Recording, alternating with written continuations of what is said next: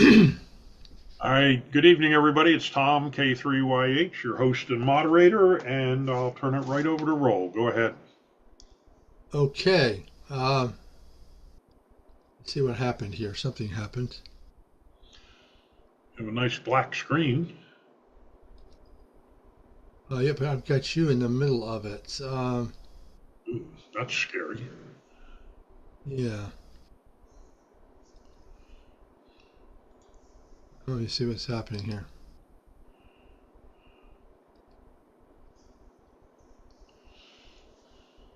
Okay.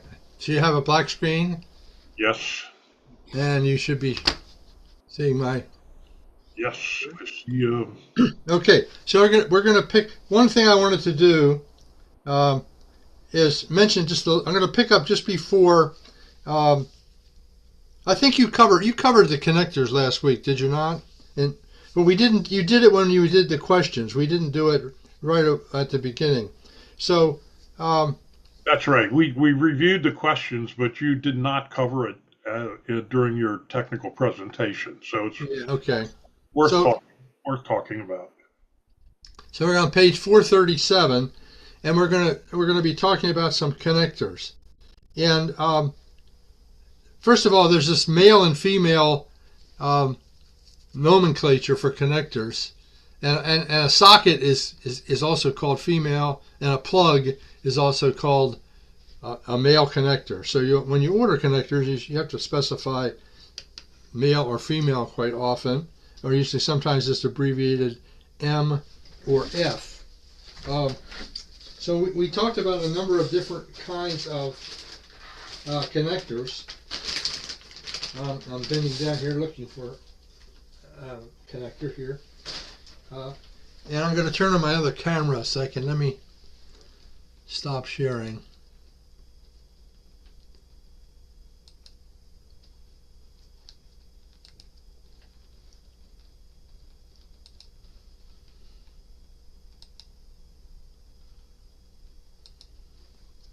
Let me see.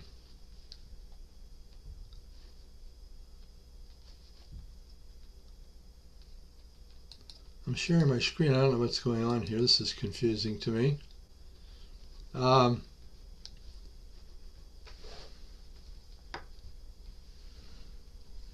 here it is.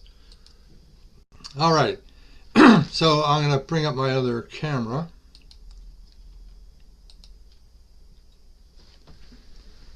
So this particular kind of connector here that you see, you've probably seen many of these kind of connectors. These are often used for audio signals, for control signals like push-to-talk signals, and connections to computer audio and so forth. And that is called an RCA phono, like in phonograph plug. And this goes back to the very early days when you bought one of those big radios that you could have in your living room, and it had a plug in the back so you could plug in your phonograph turntable and play it through the radio. So this is a phono plug, and they're still called that. RCA, Radio Corporation of America, phono plug to this day, and they're still very much used. Question G6B12 wants you to know the RCA phono plug is used for those low frequency signals generally.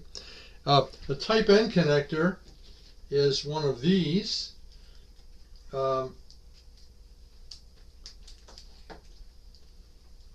It is very good for frequencies above 400 megahertz. Notice it's got a little pin on the inside, and then there's a split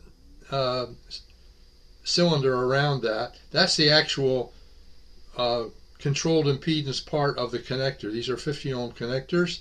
It's got some rubber gasket in the back there. These are supposed to be waterproof, although if you use them outside, don't trust that. You will want to cover them with waterproofing tape for sure. Anyway, this is called a type N connector. The type N socket looks like this. It's a little hard to see, but there's a little place for the pin to go in, and a machined area for that outer cylinder to slide into. The reason why these are not recommended unless you absolutely need them was, first, they're expensive, but second of all, those pins tend to not make good contact. They're small, and you can accidentally push the pin back.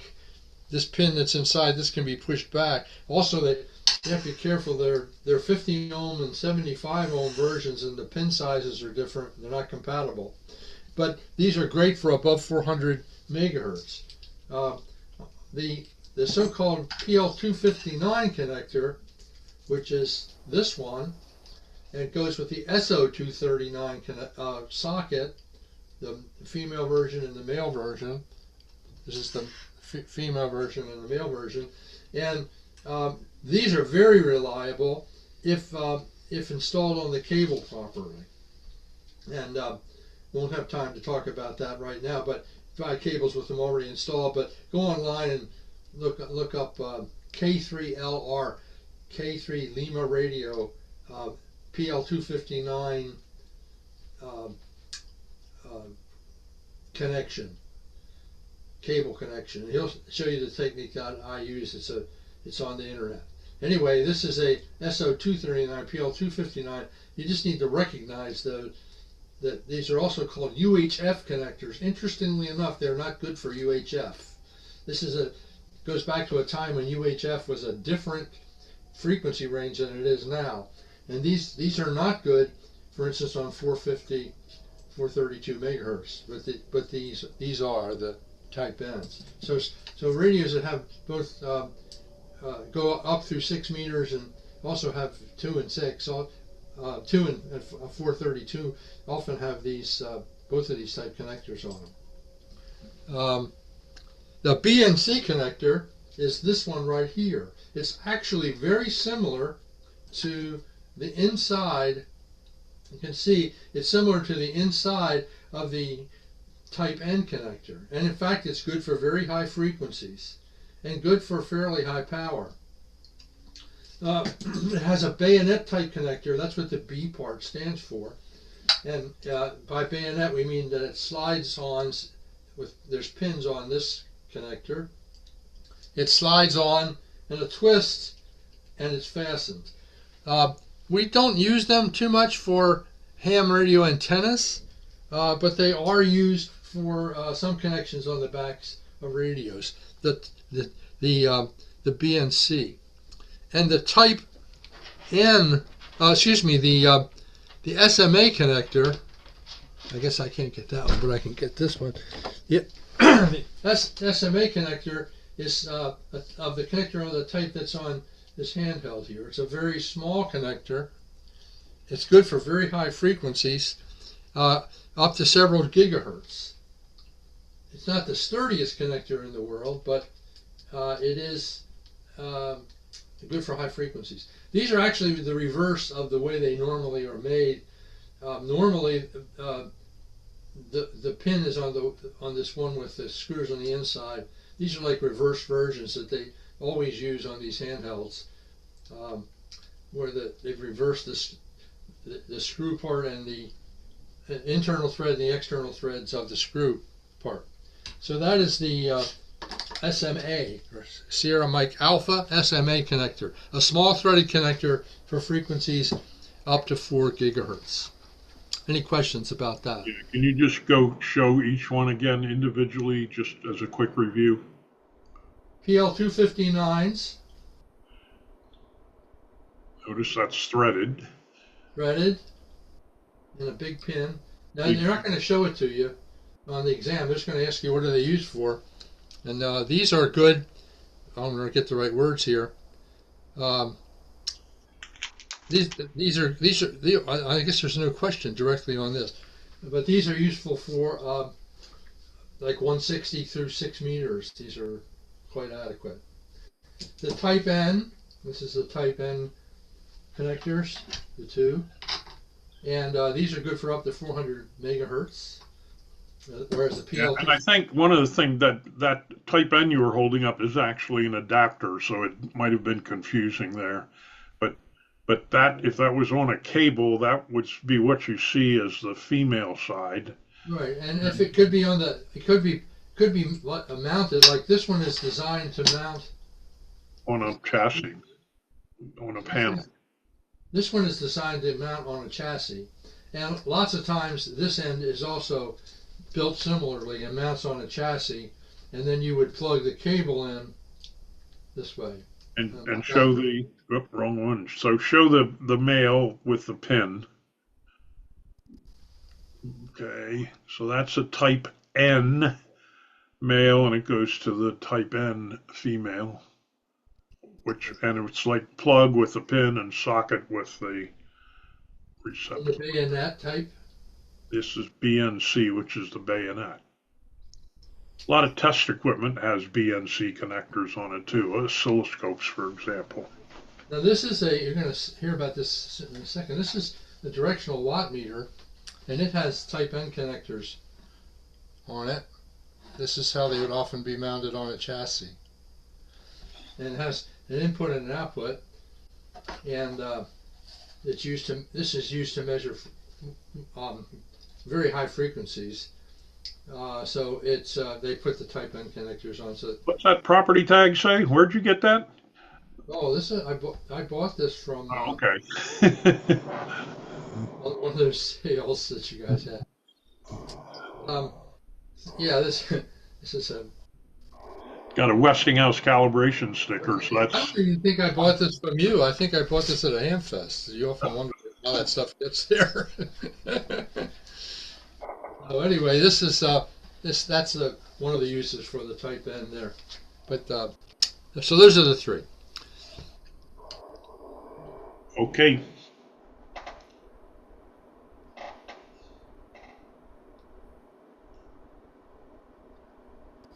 All right. So now we're going to be, I need to speed up a little bit here. I'm going to be talking about basic test equipment. By the way, I'm not going to be able to finish this section, but that's of chapter 5 tonight. Don't worry about that. We'll catch up a little bit. This is one of the longer chapters. So we're going to be talking about basic test equipment. And we're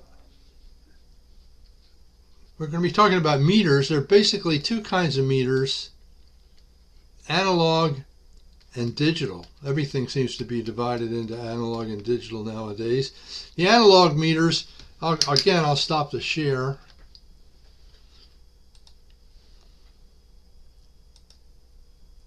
And here's an analog meter on this directional watt meter, and you can see that it has a pin or a moving vane, actually, a needle some people would call it, and it moves across. You've seen these kind of meters before. They're very old. They go back to the early parts of the 1900s, maybe even earlier. Technically they're called D'Arsonval meters because a Frenchman by the name of D'Arsonval came with this idea to put a little coil around here and a magnet. He puts current through the coil, it interacts with the fixed magnet, and this pin, this vane will move. And the nice thing about this is these analog meters have their advantages. If you're trying to adjust a tuned circuit where all you're looking for is the maximum signal, well, this is a lot easier to see the maximum on than, say, this meter, which is your typical voltmeter. This is a very famous Fluke meter, named the guy whose company made these things, the Fluke meter.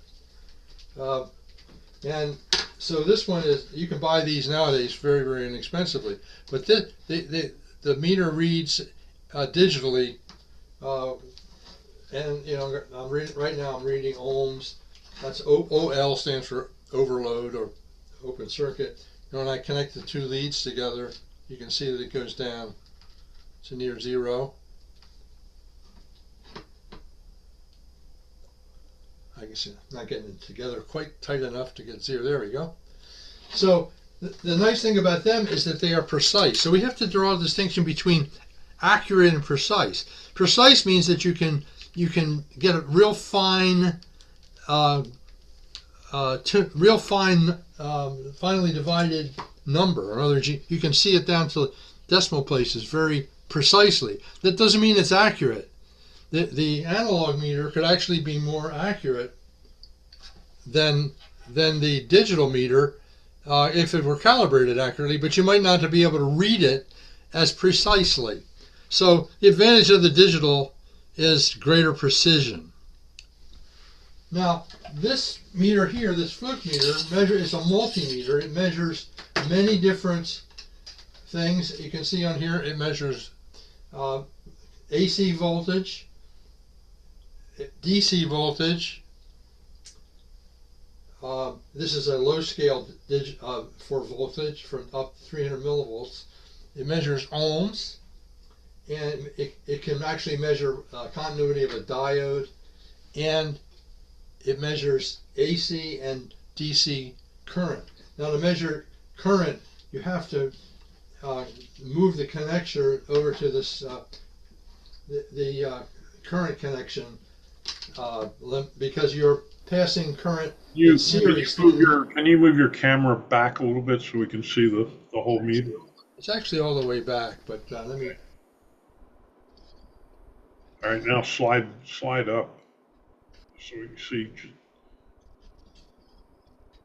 So it's at the very top. All right. Anyway, so you can use this to measure voltage. And when you measure voltage, you put this in parallel with what you're trying to measure. So if I wanted to measure the voltage on this battery, here's a battery here, and if I put one connector, one of the probes on one end, and the other probe on the other end, and I'm on DC volts, let me get on DC volts. And this measures your battery. This is a bad battery. This battery is discharge. It should be around 1.5. So this is reading. I've got it reversed, by the way. Notice that minus sign. I put the black lead on the plus side here. If I put the red lead on the plus side and the black lead on the other side, I don't get that negative anymore. I can read 1.109 volts. Now, it's very important for this is the question, for a voltmeter to have very high input impedance. That is, it doesn't want to draw much current. If you could, you can't really do it directly, but if you could measure the resistance across these two leads, it would be very, very high. And that's ideal because if it weren't, it would draw current from the circuit. And as you know from Ohm's law, drawing current will cause voltage to change. And you don't want to change the voltage. You want to read the accurate voltage that's there. So voltmeters have a high input impedance to decrease the loading on the circuit being measured, G4B05.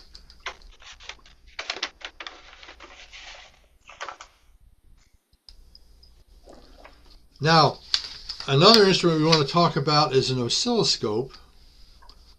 And an oscilloscope, I have one, but I didn't bring it up to show you.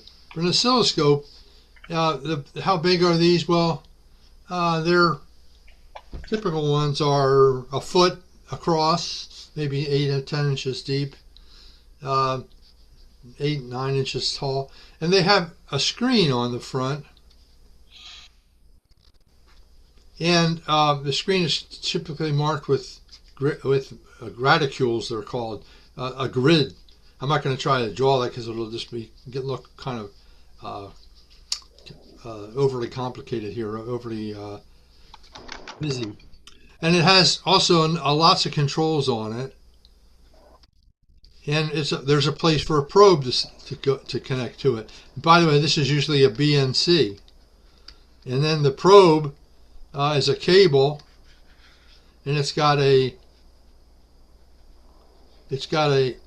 usually a little hook on the end to connect to the circuit, and then it's got another wire with a clip on it that you could clip onto the ground to measure so you're measuring between ground and this cable center conductor, which comes out in a special probe. The neat thing about the oscilloscope is that it can display a signal in time. So for instance, it could display a sine wave in time, and time would be this way, and amplitude would be this way.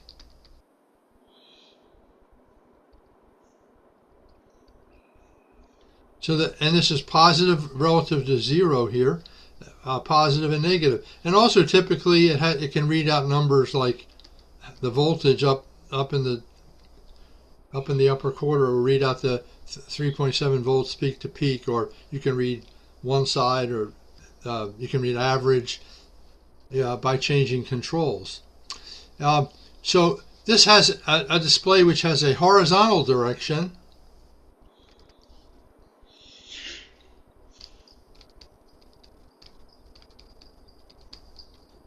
and a vertical direction.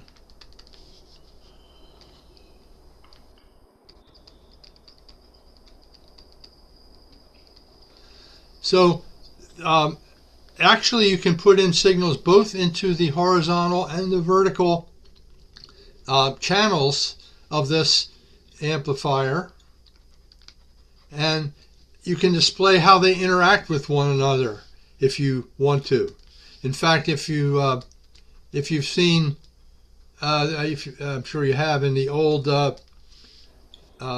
science fiction stories, movies on TV, Outer Limits. Outer Limits would start off with this Lissajous pattern, where it would look like this, like hard to draw.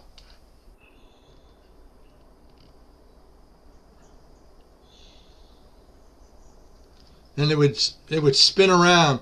This is a result of putting sine waves on the vertical and the horizontal channels. Normally the horizontal channel is connected to an internal time base, so it just represents time. So it sweeps across, it represents time sweeping across here, and you can set how fast that sweeps across so that you can look at different frequencies of signals. And oscilloscopes go up into the gigahertz nowadays. The less expensive ones go up into the hundreds of megahertz. So you can actually look at your RF signal coming out of your radio with an oscilloscope. However, and so if you did to look at your radio, you would want to connect your radio output. So let's say this is the back of the radio. So here's your connection. You connect that to the input of your... What are you looking for? Alexa, stop. I must have said something that Alexa liked. So you connect the output of your radio to the input of your oscilloscope. You could actually see your signal from your radio and see how it looked. And in fact, you can pick off, there are special circuits for picking off a little bit of the signal on its way out to the antenna, and you can pick it off and feed it in to the oscilloscope. However, you have to make sure that the signal is attenuated. Obviously, if you put a 100-watt amplifier, a 100-watt RF signal into your oscilloscope, you're going to probably destroy it. So it's great for monitoring your station output, but to do so, you should connect attenuated. That's just the big word here, the magic word here. Attenuated.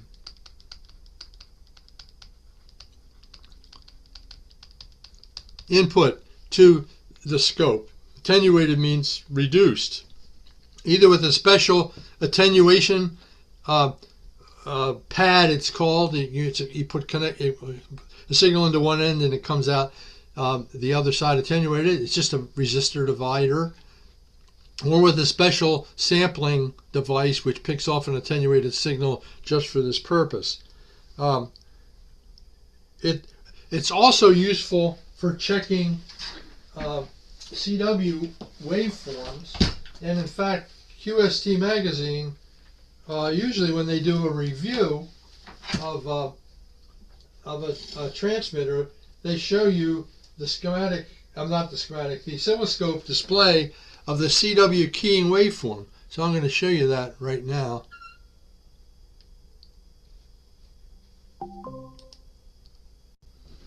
So here's an actual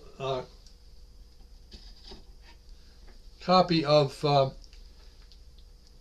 December, the most recent issue of QST, and this is the oscilloscope display of the CW keying on this particular radio that it's reviewing. And so up here, you can barely see it, but up here is the waveform to key it. They turned it on, they pulled the keying to ground, and they let it go up to positive, and then they pulled it to ground, and then they let it go up to positive. And you actually can display multiple signals on the oscilloscope at a time. So they're displaying the signal that they used to key the transmitter, and down here they're displaying the actual keying waveform. And you can see there's a little bit of delay here. There's a little bit of delay between when you close the key and when the dot actually comes out.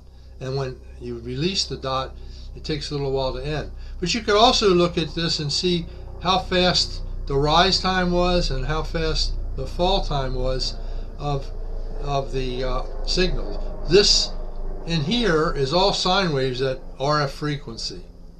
So it's so many cycles that you can't see. It looks like a solid block, but it's actually millions of sine waves in there, because this is at 40 words per minute, it says here, at 14 megahertz. So this is a 14. This is keying speed is in fractions of a second, and these sine waves are in microseconds, millionths of a second. So that's why you can't see the sine waves here. But this is actually an oscilloscope display of the keying signal, and that's one of the questions. What would you use? What instrument to look at the keying waveform for CW? And that would be an oscilloscope. Now there's another instrument which is a picture of in your book, and I do have several versions of these. I don't have one right in front of me right here, but let me refer to your book.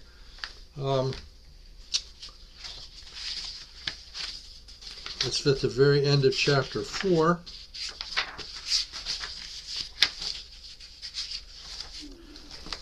When you flip to that, let me share for a second. I'll show a picture of one of those RF couplers.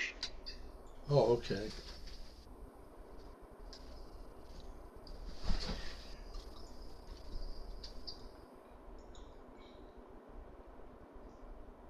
You see in this? Yes.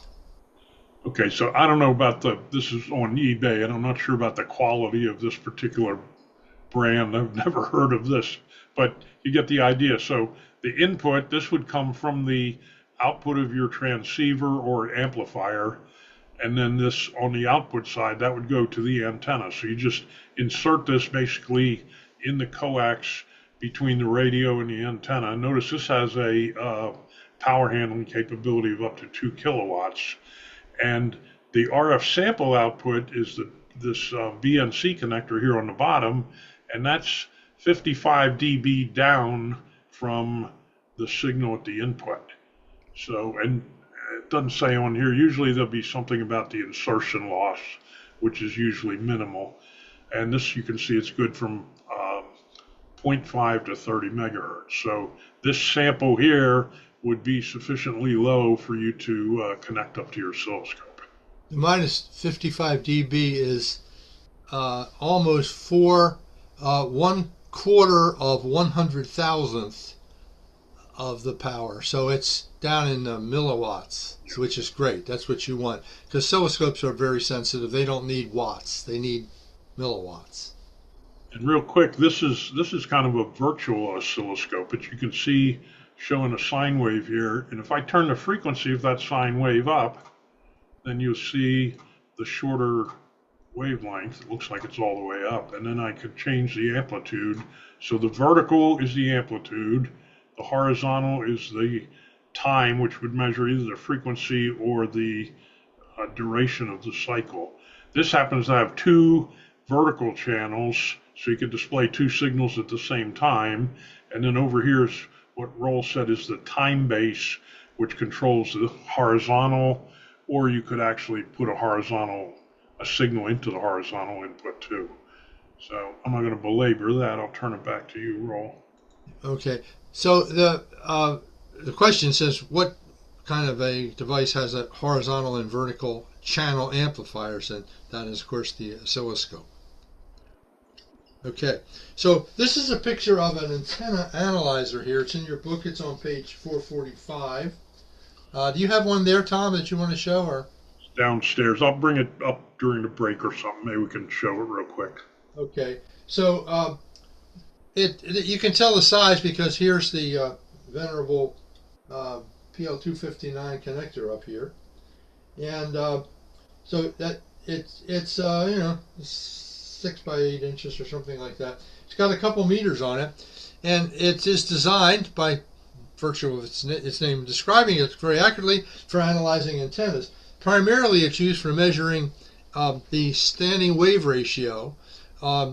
You would connect your cable to this, and the cable would go on out transmission line to your antenna, and then down here you would select the frequency range that you're interested in, and using this knob you would read the frequency up here, and down here you would read the standing wave ratio, and over this one is the standing wave ratio, and over here you would read the impedance.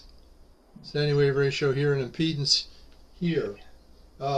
So the nice thing about this is you usually can measure this with your transmitter, because most transmitters have a built-in standing wave ratio meter, but it's not as nearly as convenient to use your transmitter as to use this lower power device, which can quickly change frequencies and allow you to sweep the frequencies around with the with this knob here and read how the SWR is changing, and very quickly find the minimum SWR. So again, you can do this on your radio, but this is a very much nicer way. Plus, it's battery operated. You can take it out in the outside if you want to check your antennas. You don't have to go inside and connect up your antenna to your radio to make these measurements. They're very popular. Most hams have one. Or know somebody who has one. Or know somebody has it. Yeah, it's probably better than, because you don't use them very often. The best thing is to know somebody who has one. Like a truck. Yeah, like a truck. And usually people are more than willing to lend them to you because they're not using, it's not something you use in your station all the time. It's only when you're checking your antennas out or putting up a new antenna that you would use this. So right after the break, I'll hook mine up and show it real quick. Okay. I promise to be fast. All right.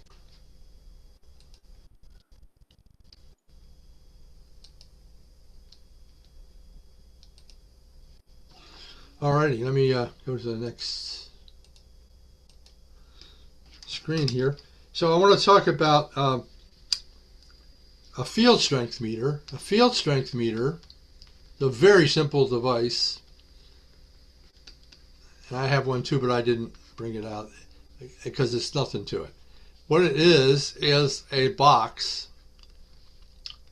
4 by 5 inches or smaller even, with a connector on top, and you can put a little whip antenna on it, and it's got a meter on it which reads the strength of the RF signal being heard by the antenna. So the RF signal comes in here, and this reads. This is a relative meter generally. It's not usually calibrated. Calibrated ones are very expensive. Uncalibrated ones are very inexpensive. All it does is it rectifies or detects the RF signal and changes it into a DC voltage, which it displays on this DC meter. And it's useful for measuring an antenna pattern, for instance. You can walk around your antenna at a fixed distance and hold this at a very precise angle of the ground, and you can measure the relative signal strength. But it's only good for relative measurements. It's very often it's used for tuning mobile radios. If you have to tune your mobile radio for maximum output power, you can use this meter just to tune it till you get the maximum output signal. They're not used a whole lot, to be very honest with you. field strength meter used to compare relative RF output during antenna and transmitter adjustments. That's the field strength meter. The other thing, and I did show you a picture of this before, is the directional, not a picture, but the actual one, is the directional watt meter. And this is another way of measuring standing wave ratio. And this actually measures power output. Wish I could get this further away. Maybe I can. Like this. So it's got this control down here, which is actually, they're called slugs. And these can actually be taken out. I'm having trouble getting to this. It's got a little button on it here I got to push down. I'm not going to mess with it. But if I push this down and pop this out, this slug will come out and another one will go in. And this one's rated for 25 watts in the 100 to 250 megahertz range. They're available up into the many kilowatts range and up into the very high megahertz, hundreds of megahertz and beyond range for measuring power output. So when you put power on this side and connect your antenna to this side, then it will read the power going this way, and then when you flip this around the other direction, it will read the power going the other way.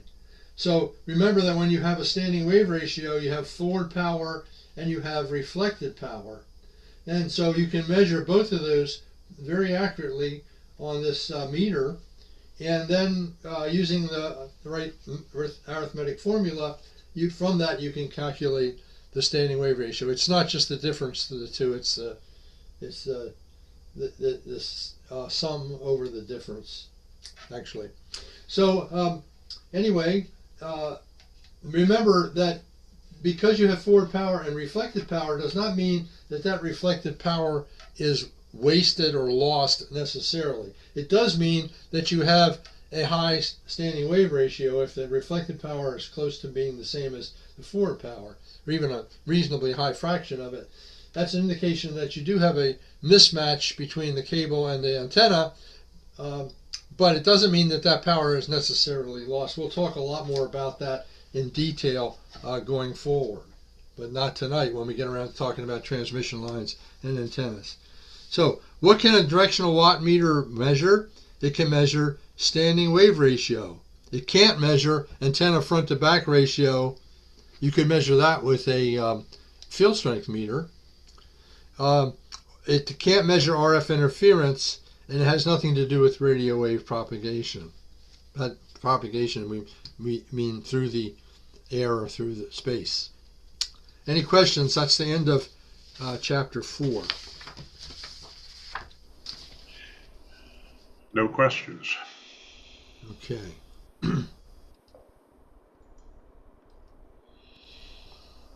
All right, let me move on to the next screen.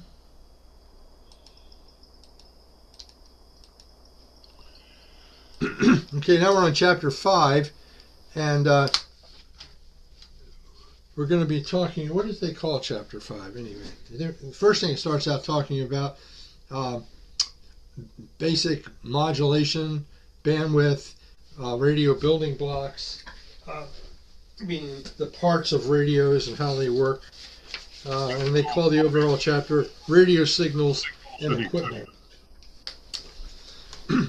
So I want to talk about modulation first of all. Modulation is I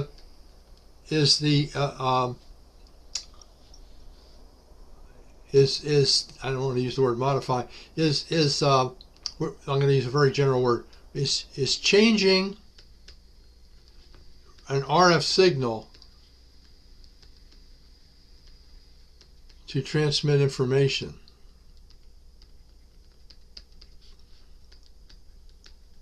So we have to, if we just have an RF signal all by itself, just a sine wave here, unchanged, then you can turn it on and off and tell whether it's there or not.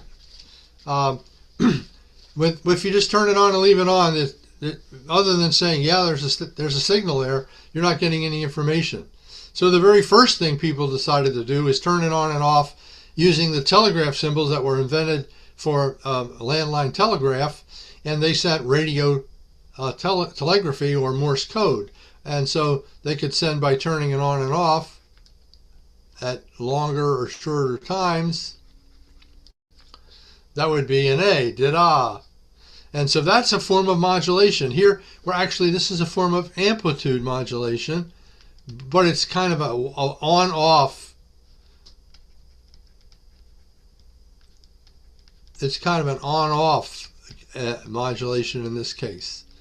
And of course, as soon as they learned how to do this, they very soon wanted to transmit voice and music and sound. So if they found out that they could cause the amplitude of this signal to change in sync with or following the power variation in a sound. So if they put in a sine wave of sound, let's use a different color. If they put in a sine wave of sound like this, then they would vary the amplitude of the signal accordingly. I'm going to do this. This is just, I'm going to show you what this is in a minute. Inside here is the RF signal.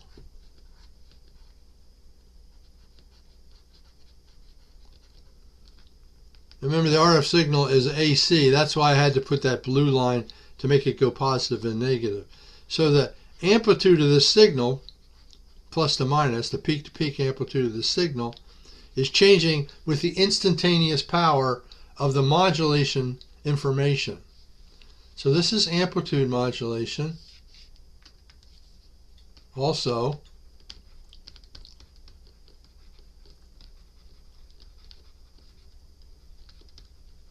of course, this is time going this way. And this yellow, the green line and the blue line here are what are called the envelope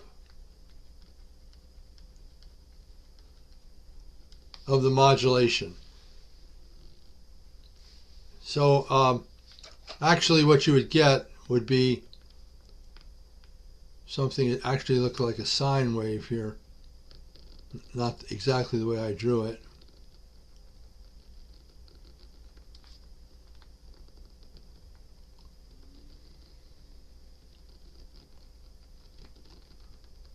So that would be the modulated signal.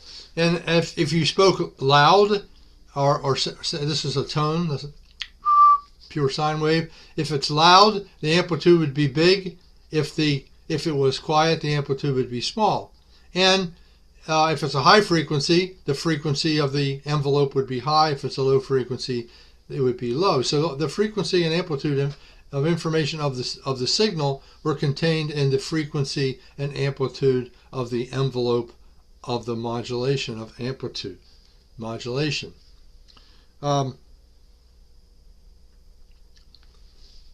So if we look at this on this amplitude modulation on a different type of display where we would see frequency this way, and then we would have if it's just a simple carrier all by itself at some frequency, we would get just a single output at that frequency.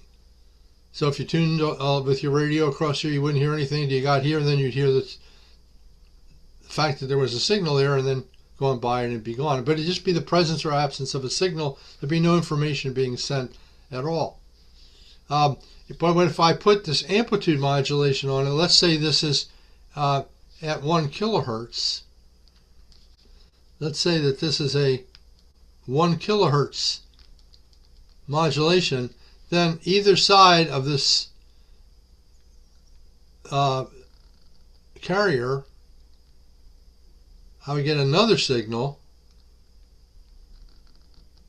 They're supposed to be equidistant. I could do better.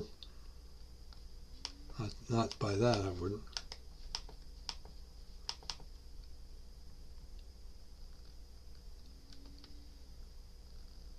Well, you get the idea. They're supposed to be equidistant on both sides, and they would be separated by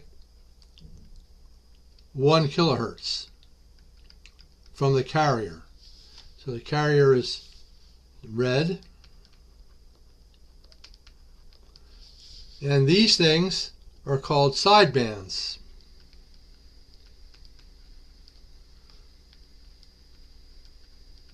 Actually, this is not a band, but just a frequency. But if there were voice in here, there would be a whole range of frequencies symmetrical on each side, just like these two are symmetrical on each side of the carrier.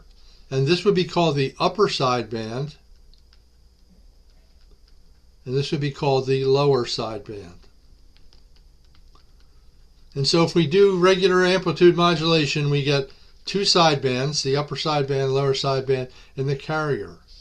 If we do single sideband, we filter out the carrier, we remove it before we transmit, and we also remove 1 sideband, or we don't send 1 sideband. Actually, we actually never generate that sideband. We use special circuitry to do it. So that's what we mean by single sideband amplitude modulation. Because these 2 sides are redundant, although they're not the same, the low frequencies are the highest frequencies here. The low frequencies are the lowest frequencies on the upper sideband. The highest frequencies are the lowest RF frequency on the lower sideband. The high frequencies of the modulation are the highest frequencies on the upper sideband. So they're reverse of each other. That's single sideband modulation. So what's the question? Amplitude modulation is instantaneous. In amplitude modulation, the instantaneous power level of the RF signal is varied in proportion to the instantaneous power of the modulating signal. Now, not long after they did this, they said, well, could we modulate something else about the signal? We've modulated the amplitude. What other characteristic does the signal have? Well, it has frequency. So this, by the way, is AM.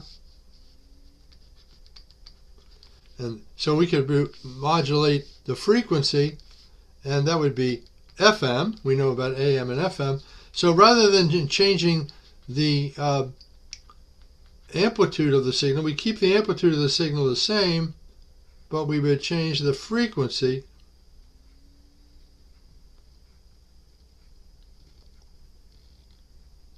So the amplitude is the same, but the frequency is changing. And in this case, the signal modulating it might be going something like this.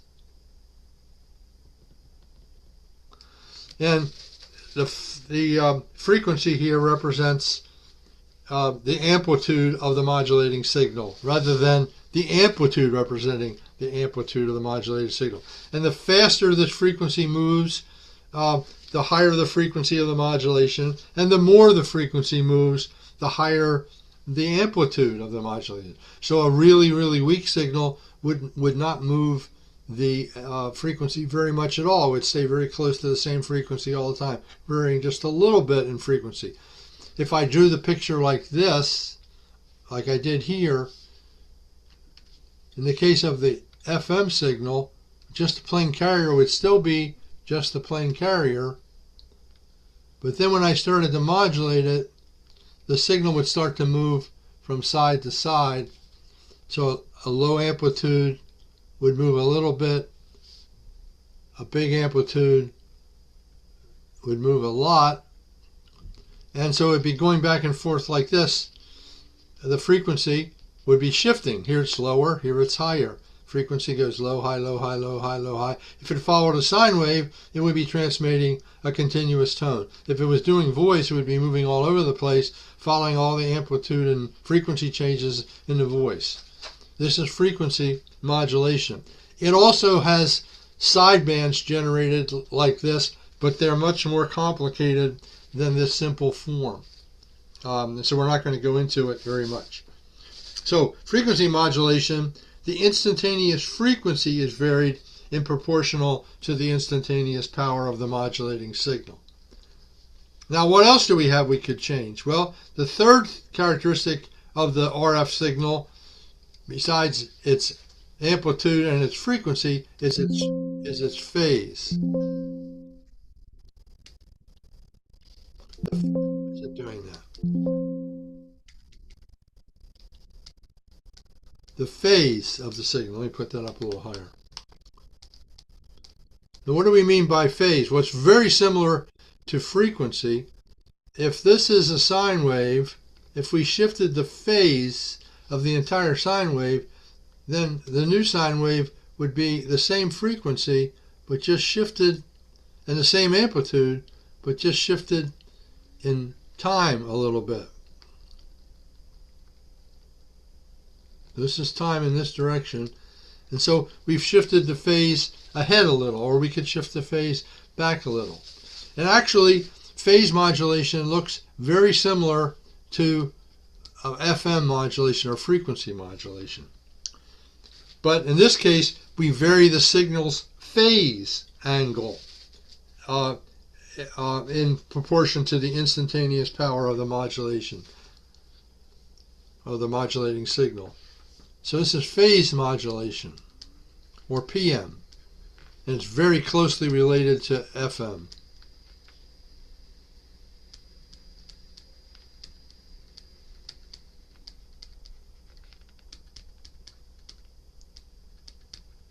In fact, you can detect FM signals with phase modulation receiving circuits and vice versa, and we'll talk about some of the differences at some point, but not right now. But they're very similar, and just by changing the emphasis on high frequencies, we can make phase modulation look just exactly the same as frequency modulation. Now, another concept we need to understand is the concept of bandwidth.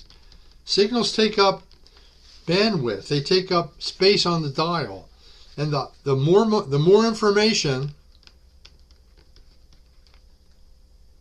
being sent,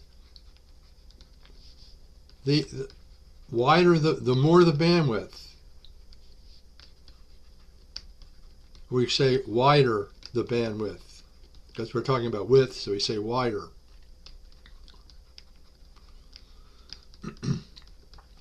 So if we want to transmit really high frequency signals, we need a wider bandwidth because they're changing a lot.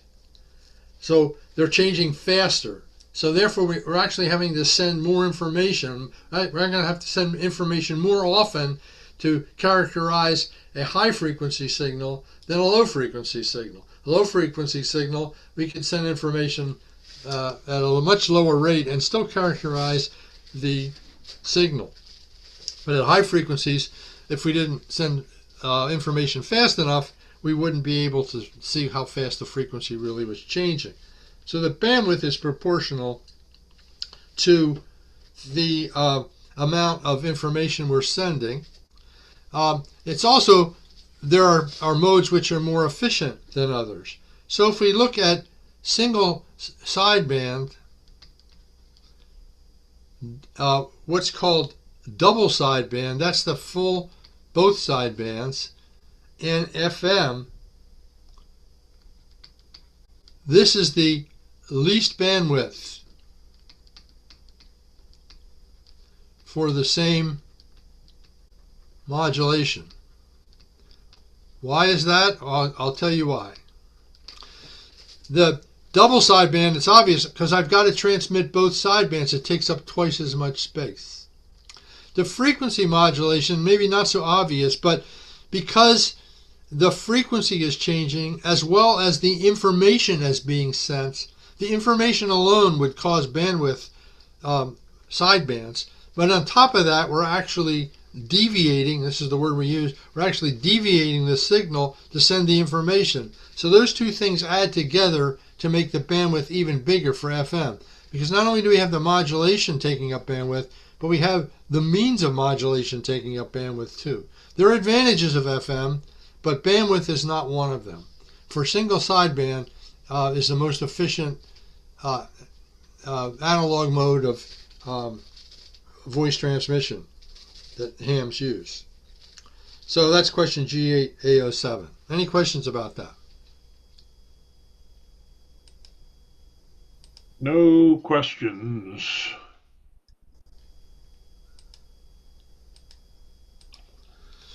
Okay, now we're going to talk about a different subject called link budget. If I have a transmitter here, I'm going to use a schematic symbol for this transmitter, and I have a receiver over here. So I'm sending the signal from the transmitter to the receiver. I'm going to need a certain amount of signal strength in order to hear it. If the signal is too weak, my receiver won't be able to hear it. What will that be dependent on? Well, it'll be dependent on how much power is here. It'll be dependent on how sensitive the radio is. It'll depend on the gain of this antenna. I should do this differently. I mean, how much power is coming out of the transmitter? How much gain there is in the antenna? It'll depend on how much gain there is on this antenna and how sensitive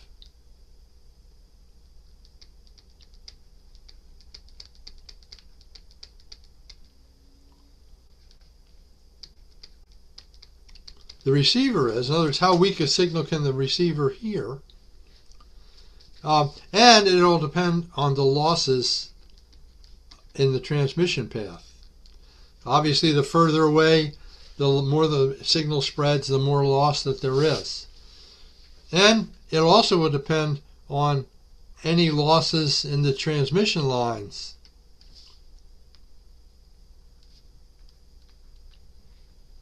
All these factors go into the link budget. If I want to be sure that I can get a signal between this point and this point, I have to know all of these things.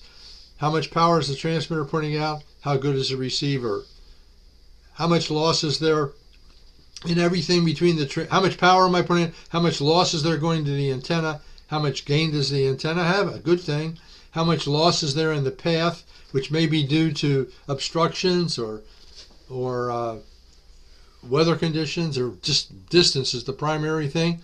And then the gain of the receiving antenna, loss in the cable there, sensitivity of the radio. All these things need to be put together to form the link budget. The link margin is the difference between the minimum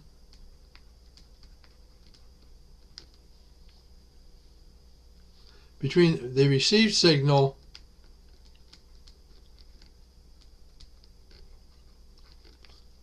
and the minimum detectable signal.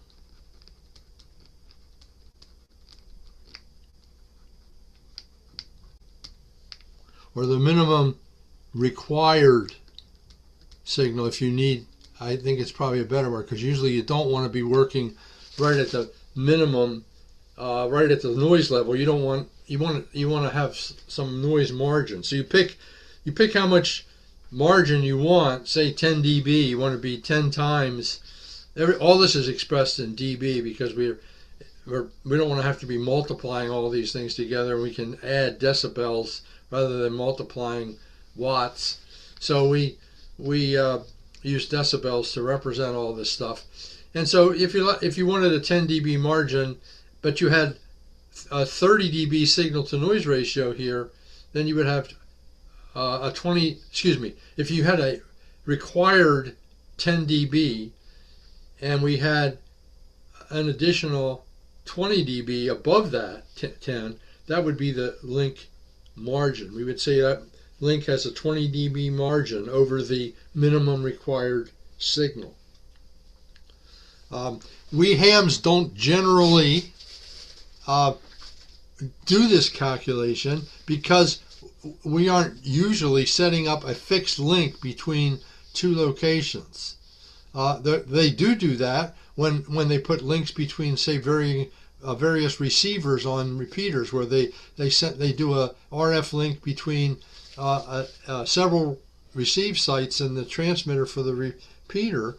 When they make up those links, RF links, they would calculate how much power they're going to need, how much, by knowing what gain antennas they're going to have, and how much cable they're going to have, and what its loss is, and how good is their receiver. And the engineering in that would be to go through and make that calculation, give themselves a reasonable amount of margin. Then they would know what kind of equipment they need to have to establish that link. But this is in the test because we want you to understand this applies generally to amateur radio anyway.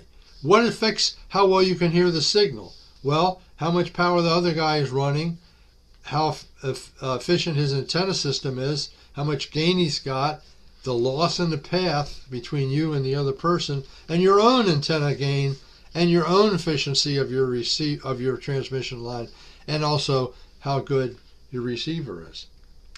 And generally, the wider the bandwidth, the more noise and interference.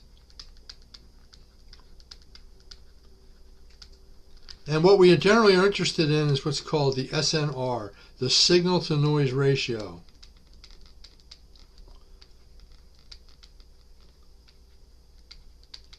And it's usually expressed in dB. So a signal to noise ratio of 10 dB would mean that the signal power was 10 times as high as the noise. Where's the noise come from?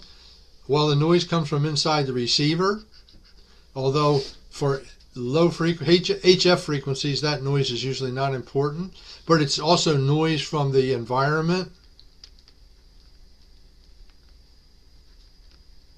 And it's also interfering signals of various sources. All add up.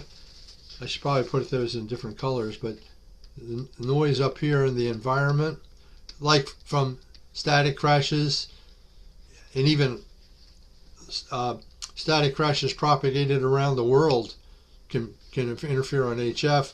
Then interference, this could be from other signals, or it could be from power lines, or from other machinery or equipment that emits radio frequencies and causes interference with our radio. All these things can affect the signal to noise ratio. And the wider the bandwidth, the more the noise, the more the interference. So that's why we like single sideband so much, because it's a narrower bandwidth. That means we can narrow down the bandwidth of our receiver. In fact, what we want to do is match the bandwidth of the receiver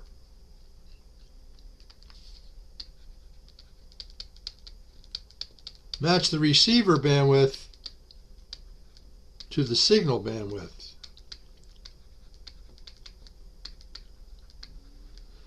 So that would mean for CW we could use a narrow filter, a narrow bandwidth. We'd like to be able to select a narrow bandwidth in a receiver, say around 500 hertz or even less. Sometimes I run it down to 50 hertz. Somebody's doing this marking on the screen. I can't take it off. 50 hertz for CW, but for single sideband, we would require around 2 to 3 kilohertz of bandwidth to get our voice, all of the voice frequencies through that we're interested in hearing. So depending on what kind, and for TV, for instance, a fast scan television of the old analog variety would require up to 5 megahertz of bandwidth to send all that information, all that video information as well as audio information. So that means that we're going to need stronger signals and better antennas for wide bandwidth signals like TV compared to narrow band signals like CW. Okay, so first of all, you need to know the definitions of link budget and link margin. Link budget is the sum of the transmit power and antenna gains minus system's losses as seen at the receiver. And as seen at the receiver means taking into account all the receiver equivalents of that, including the sensitivity. The sensitivity of the receiver is dependent on how low the noise is in the receiver. The link margin, related, is just what it says. It's the margin that we have between, or the difference, or actually ratio, between the received power level and the minimum required signal level at the receiver. What is required? Well, that's dependent on what you're trying to do, and that's part of the decision that we make. Again, hams don't generally make this calculation, but all these things do affect how well you can receive another signal. Okay. Any questions? No questions. Okay. So now I'm going to talk about what they call radio's building blocks. We're not going to talk too much about how these circuits work, but we're going to talk about what the various circuits are that are a part of our radios. Of course, the radios consist of transmitters and receivers. And nowadays, they're usually combined into something called the transceiver. And a lot of the circuits needed for these are the same between the receiver and the transmitter. So the transceiver is a nice way of combining these two needed parts, because we can reuse some parts for both the receiver and the transmitter. When we switch between transmit and receive, we switch which circuits we're actually using. And nowadays we have two ways of doing things. We can do it analog or digital. Initially, remember, analog is smoothly varying. You can follow all these. That's analog. Whereas digital, we would sample this at regular intervals. We'd sample this at regular intervals and just transmit numbers representing these various samples and so forth. So we would convert these samples into numbers, which we would transmit. These are binary numbers, so that's number 10111111111. This should probably this is bigger. So these numbers are getting bigger as I go 1, 2, 3. These numbers are getting bigger here. This is digital. It's sampled and transmitted as binary numbers usually. But how do we transmit those binary numbers? There are many ways of doing it. We can do it by frequency shift keying, where we transmit frequency A to represent a 0 and frequency B very close by to represent a 1. So if we send a 0 and a 1, we go boo. Every time we go back and forth, that's a 1 or a 0. And by doing that, we can transmit the numbers that represent the samples of the signal. In the analog case, we just send the continuous signal all the time.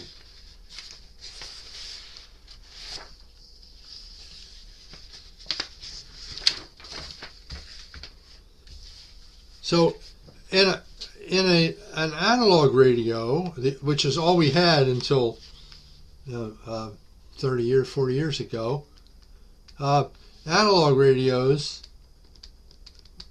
we worked generally like this. We had an antenna. We had some kind of RF amplifier to build up the signal. We usually went through a mixer. We had this is a very simple, we had a variable frequency oscillator. I'll put an arrow through it, meaning it's variable. We had another amplifier which we called, this converted the frequency to something we called the intermediate frequency. So we had an IF amplifier. Then we had filters to limit the bandwidth. This is receiver. And then we had some sort of detector to convert it to the RF signal to audio, or to audio in the case of receiver. And then we would have an audio amplifier,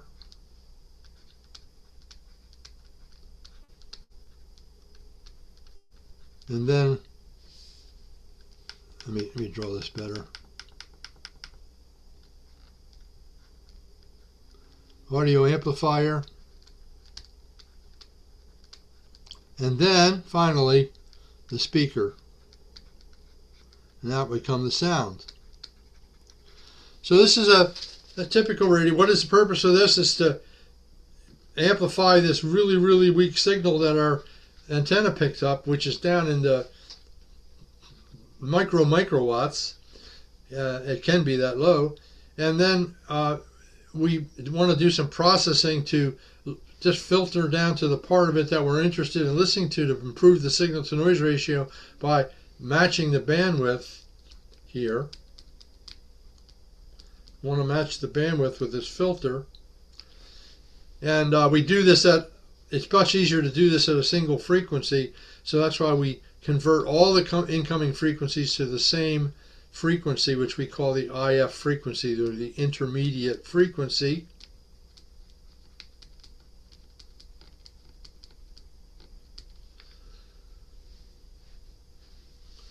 And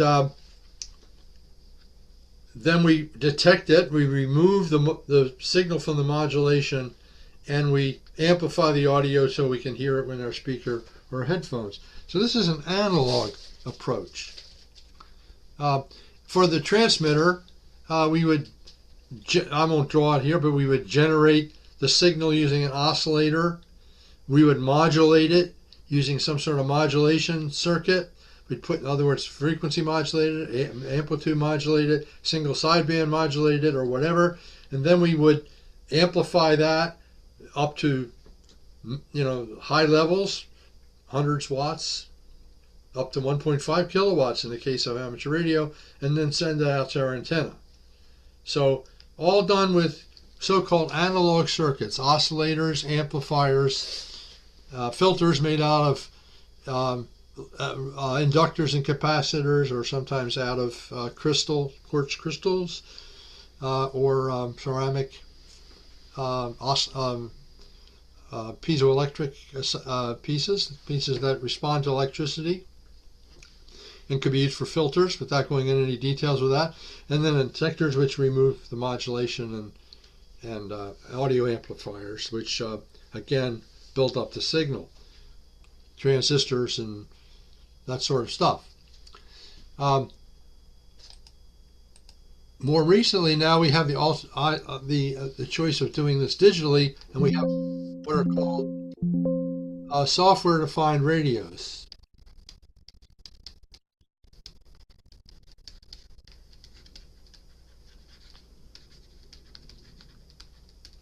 And this software means computers. And computers means digital.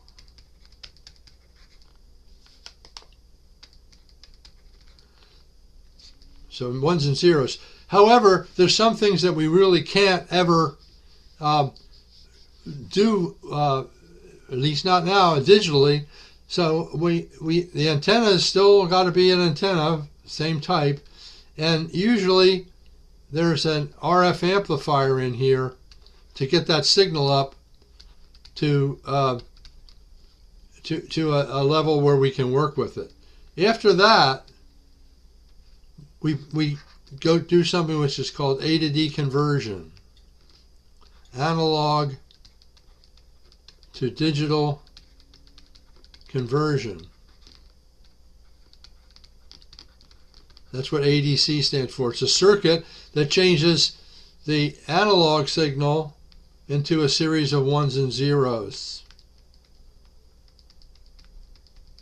And then from there on, we go into the digital signal processor,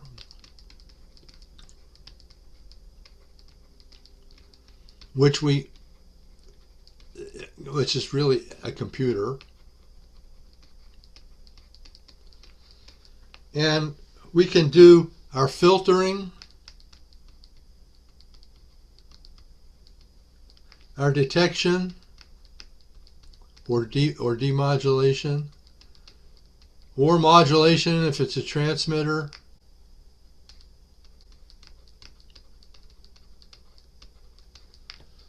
And other processing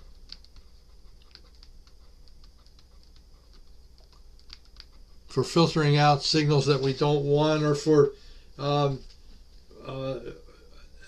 shifting frequencies, or lots of different functions we might want to have done in a receiver can be done in the computer. But then eventually, if this is a receiver we're talking about now for the moment, the modulation would only be for the transmitter, of course. Eventually, though, we have to go back through something called a digital to analog converter. They call this a DAC. This is the opposite of analog to digital. Digital to analog. So now we have the old varying voltage again. And that would go through an audio amplifier and to our speaker. So this part is analog.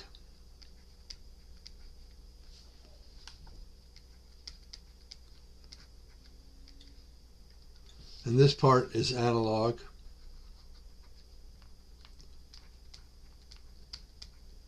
And of course, all this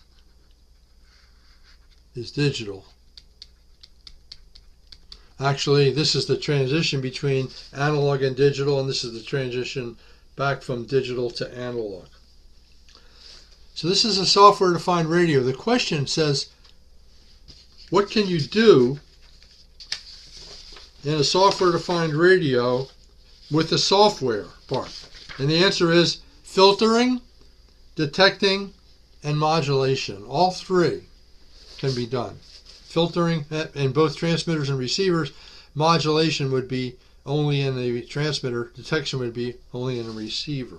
And lots of other functions, but those are the three major ones, all done in software. What's the cool thing about it? Just by changing the programming, by changing the way the program responds, you can go from single sideband to frequency modulation or phase modulation, or any complicated digital modulation technique you can think of, FT8, radio teletype,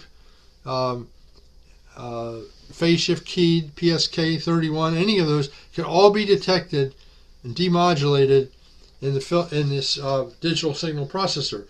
Plus filters of all different kinds, filters to filter out noise, to filter out carriers and steady signals. Complicated filters that have both high, low, and mid-band passes of varying extents.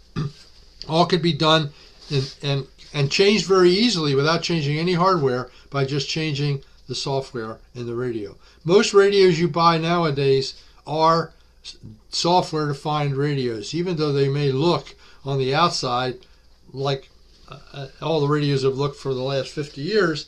Inside, there's some analog circuitry needed for us to hear them or feed it to our computer. And also, we need to interface with RF, which is basically analog. But other than that, everything else can be done in the software regime. Any questions about that? Okay. No questions. You're good to go. Okay, I want to stop pretty soon, but not immediately. So I want to talk about the filtering process. The idea behind filters is either to pass or eliminate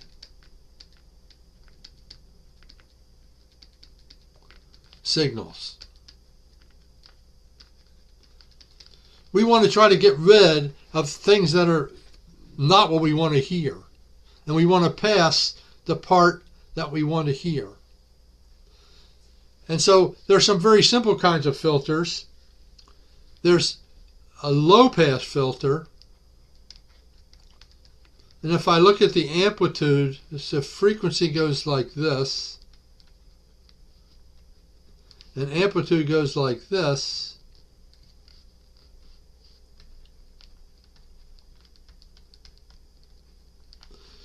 Then a low-pass filter would look like this.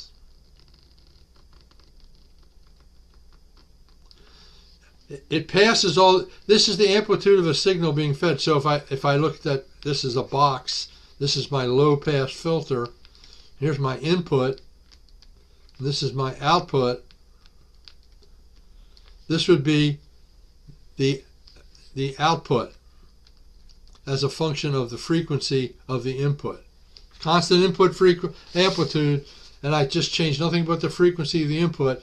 The output would be very constant at low frequencies and then start to roll off and go down to practically zero at higher frequencies. This would be a low-pass filter because it passes the low frequencies. So when we look at filters, we want to talk about where this change occurs from high to low or low to high. Quickly I'll give you another filter here. Here's another filter I'll draw for you.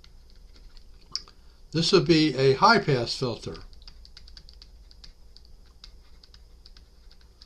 And it would look like this.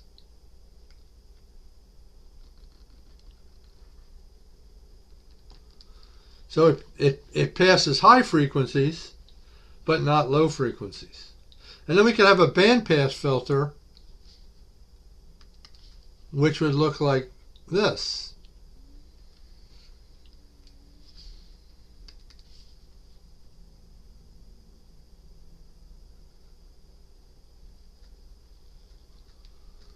So this would be a bandpass filter. This is not new. We did cover this in the tech. So we want to talk about these points where it changes from low pass to high pass, which it does twice in the case of a band pass. And so the point we picked to look at is this point right here, which is called, this point here is called the half power point.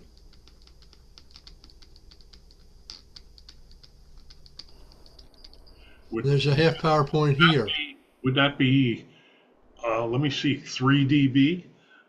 Yeah, that would be, thank you, Tom. That would be 3 dB from the peak. There would be the 3 dB point or the half power point. Why? Because 3 dB is a power ratio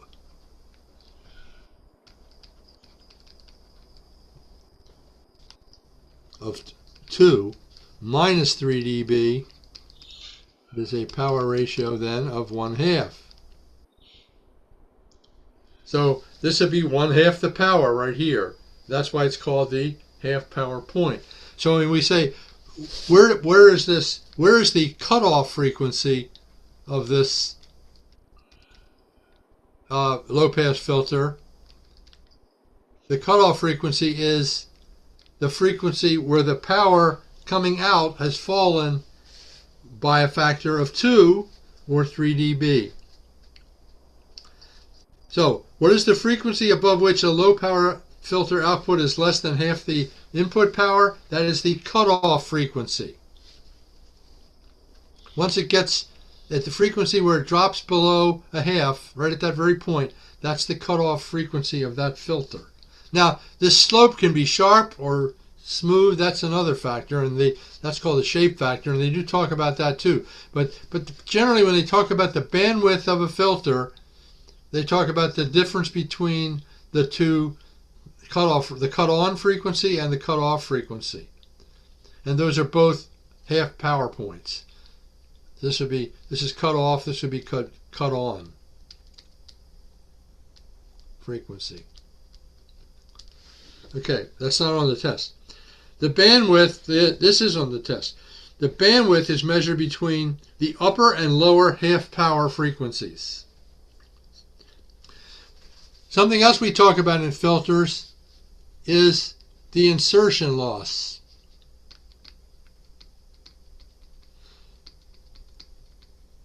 This, if the output may not be exactly equal to the input, even at the point where the filter isn't cut off yet.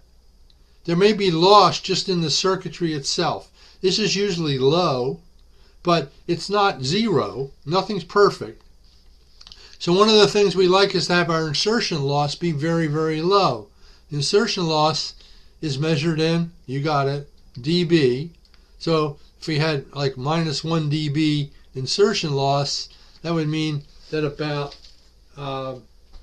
remember 1 dB is about 0.8 down. So about 0.8 of the input. So it would be down 20% down from the input. Not a big loss. Just, put in 100 watts, you'd have 80 watts coming out. You might not like that, but then you might be able to get a lot less loss than that in a filter, maybe in tenths of a dB, hardly any loss at all. But that's called the insertion loss. In other words, how much signal is lost by inserting that filter between the input and the output. There's another thing we talk about, and that's the ultimate. Just to clarify one thing, that cutoff frequency is really the minus 3 dB point, where the top of the filter is 0 dB. Yeah.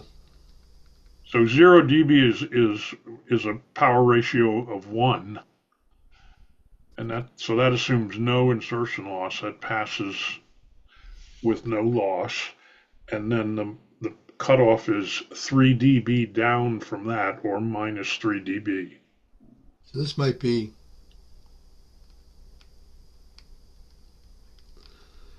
that is the ultimate rejection. In other words, when it finally gets down here to as low as it's going to go, is there any signal leaking through still? And usually there is a little bit. It's usually this would be like 1,000 more than 1/2000th, or actually about 1/5000th of the power that you put in would be coming out in the ultimate rejection. So what you want to know about a filter, this is everything you want to know. What frequency does it work at? Where's its cutoff frequency? Where's its cut-on frequency? What's its bandwidth, if it has a bandwidth, if it's a bandpass filter? And how much loss do you get by just putting it in for the good part of the signal? And how well does it get rid of the part you don't want? Remember, what we're trying to do is pass what we want and eliminate what we don't. I should say and here, because we really want to pass what we want, pass the good stuff, and eliminate the unwanted stuff. That may be noise or other signals. Remembering that the narrower we make the bandwidth, the better our signal to noise ratio is going to be. So what are those questions? What is ultimate rejection? Filter's maximum ability to reject signals outside its bandpass. Insertion loss, filter's attenuation inside its passband. Bandpass is measured between the upper and lower half power frequencies. The cutoff frequency for a low pass filter is where the output has fallen to 1/2 the input power. Those are the frequencies. Let me see if I'm going to stop there. We'll take 8:15. Any questions on any of that? No. Okay, come back in 8 or 10 minutes. Good. All right, and I've got that antenna analyzer all set up, so I'll go through that real quick. Okay.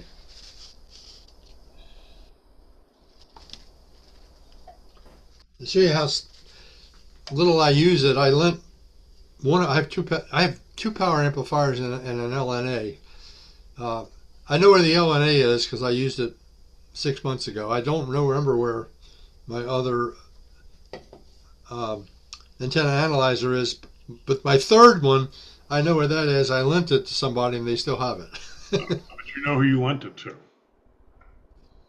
I do. That's good. It's not me. Because I have one.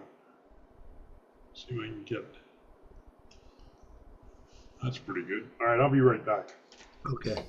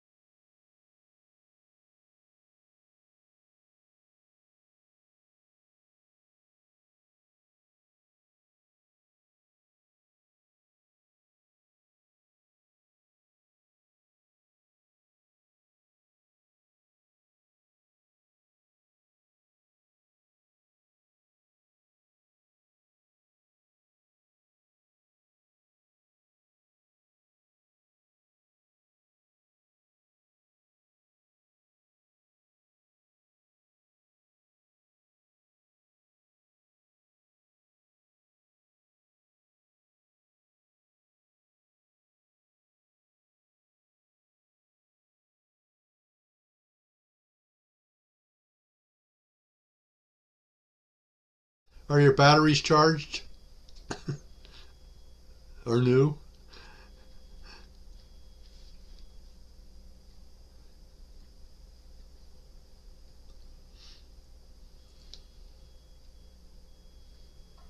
Oh, I was on mute. Yes, the batteries are good.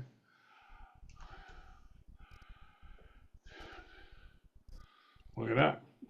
Oh, it even told you 14.3 volts. 0.3. I'll wait a couple minutes. So did you connect it up to your antenna? Yes. Look at that. Oh, it's pretty darn good. You're very lossy feed line there. Wait a minute. See if I go off. Oh yeah, that's looking good. I know it's good.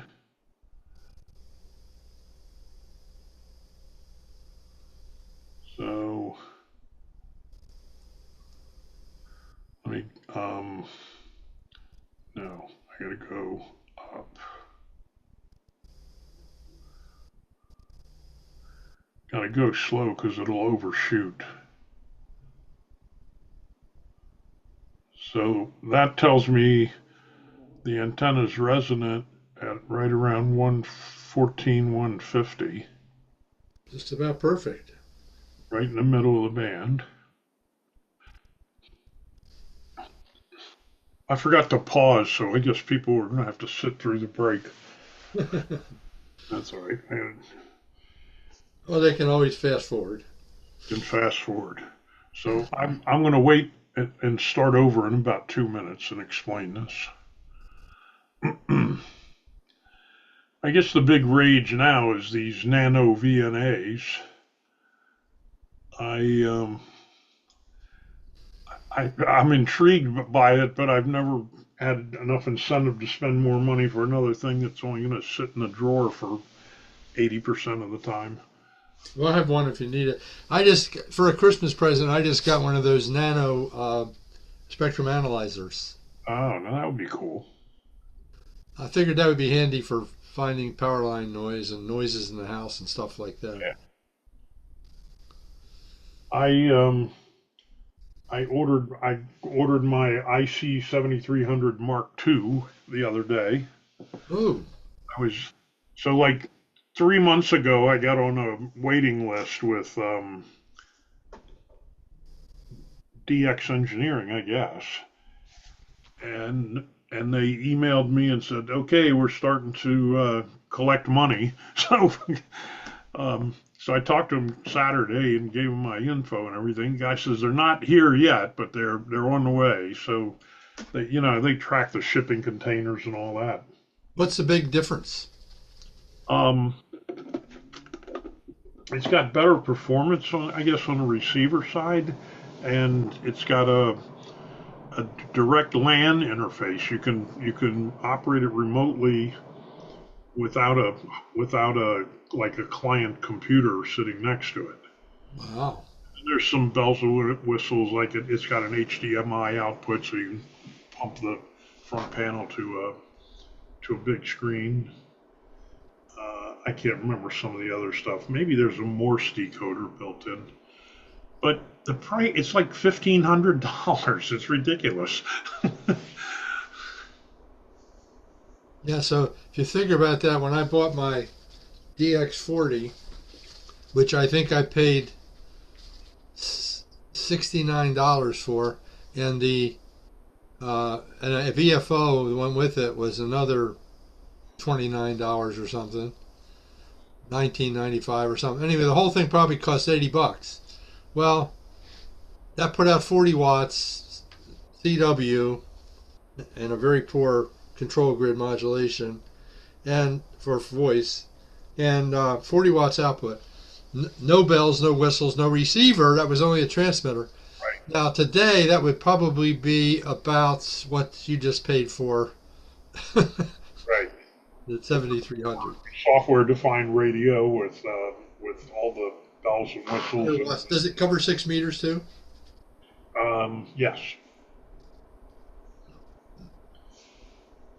Those days, 6 meters was, hardly anybody was on 6 meters. Yeah. All right, we're at time, so Okay. hopefully everybody's back. This is an antenna analyzer. Of course, it says SWR analyzer. It's made by a company called MFJ, which is no longer in business, but there's got to be tons of these out on the used market.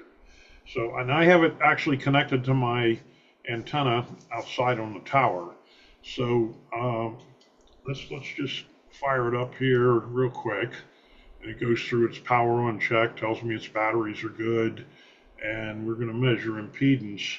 So down here on the bottom, I can select a frequency range. So right now I have it set for 10 to 27 megahertz. And then I use this to change the frequency. So if you see right up here where it says 14136, so by turning that tuning knob, I'm adjusting the frequency. So here we are in the 20 meter band, and it's 14 to 20 megahertz, for example. And over here it tells me my SWR is 1.3, and the impedance it's two components. It's the real component, which is 60 ohms, and the reactive or imaginary component, which is 10 ohms. You know, we talked about X with capacitors and inductors. So ideally, this would be 50 and this would be 0, but we're pretty close. One of the things, and I can also read it on this analog meter down here. I'll just move it up a little bit. And this kind of gives you an idea of the benefit of an analog meter. Notice as I'm turning the tuning, I can find right there is where the SWR is a minimum. So that tells me this antenna is resonant at 14.13 something megahertz. Now, by the way, you can tell whether the reactance is capacitive or inductive depending on whether it goes up with frequency or down with frequency. So the frequency goes up, the reactance goes up. That must be inductive. It's inductive. Now, my antenna is a tri-bander, so it works on 10, 15, and 20 meters. So there it is at 20 meters. Now notice as I tune out of the 20 meter band going up, the SWR goes way up, and the impedance, which can measure on this analog meter here or up here, goes way out of whack. It's got big components of X there. The R goes way up. So let me just run up to the 15 meter band, which is about 21 megahertz. I've got to go slow so I don't overshoot it. And sure enough, as I start approaching 21 megahertz, my SWR goes down. Let's see, 21, 200, not so great. It's about 2 there, or 1.8. So that would be something worth looking at. Oh, there we go. So it seems to be resonant a little bit lower than the ham band, around 20 as opposed to 21. And then I'll go up to the 10 meter band. I change the range here to this 27 to 70. And I got to crank this back down. And let's see there. So, you know, once again, in the 10 meter band, it's real good. It's between 1.2 and 1.5. So this is all by itself. It's battery powered, and all I have to do is hook it up to the antenna cable. A typical example, we used this last week. We set up a demo site at the Rockville Science Center over in Rockville, Maryland, and we strung one of these end-fed half-wave antennas from the side of the building over to a tree and then down in what we called an inverted L configuration. And we were going to operate 20 meters. So I just hooked this up, got a reasonable SWR below 2. We said, great, we're good to go. So it's just real handy to make sure your antenna's set up properly before you go ahead and operate, so you don't create any issues or discover you need a tuning box or something. So, all right, that's so yeah. Somebody said, wouldn't having an antenna tuner help with that? Yes, if you had issues with SWR where you have a mismatch, you use a tuner. But in this case, I don't need a tuner because my antenna is resonant. Yeah, we'll go into all that. I would love to talk about that, but we don't have time to do it today. Yeah, move on. Exactly. All right, over to you, sir. Okay, so picking up with our building blocks, we want to also talk about oscillators. Now, oscillators, they generate frequencies. By that, we mean sine waves. And you can change frequencies two ways. We can change the components in the amplifier, in the oscillator, or we can use something called a mixer. And a mixer has two inputs, and the symbol is this, although it's actually a combination of transistors and components. Two inputs, so it's got like F1, frequency 1, and frequency 2, and the output is the sum and the difference, whichever one of these is bigger. It's a positive frequency. So you get the sum and the difference of these two frequencies. And this is useful for like changing to a different band. If you put a different frequency in here, or if you make this a variable frequency down here, make it a variable frequency, then you can change this frequency and this frequency mixed together, and so different frequencies come out here. Mixers are useful for that purpose. One of the things we do in a receiver is we put the whole band of frequencies here. We put a filter out here. And this filter is a bandpass filter. And so whatever frequency, the difference or sum, depending on which one we're designed for, whichever the frequency where let's say the difference is equal to where this filter is, that's the only one we'll hear. This is a bandpass filter. So this is how we can change frequency with a mixer. Now let me talk about an oscillator for just a second. If you look in your book,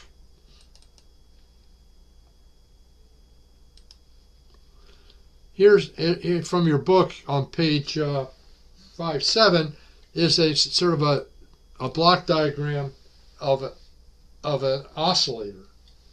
No, that's not what I wanted. That's the reactance modulator. Let me see. 1 second.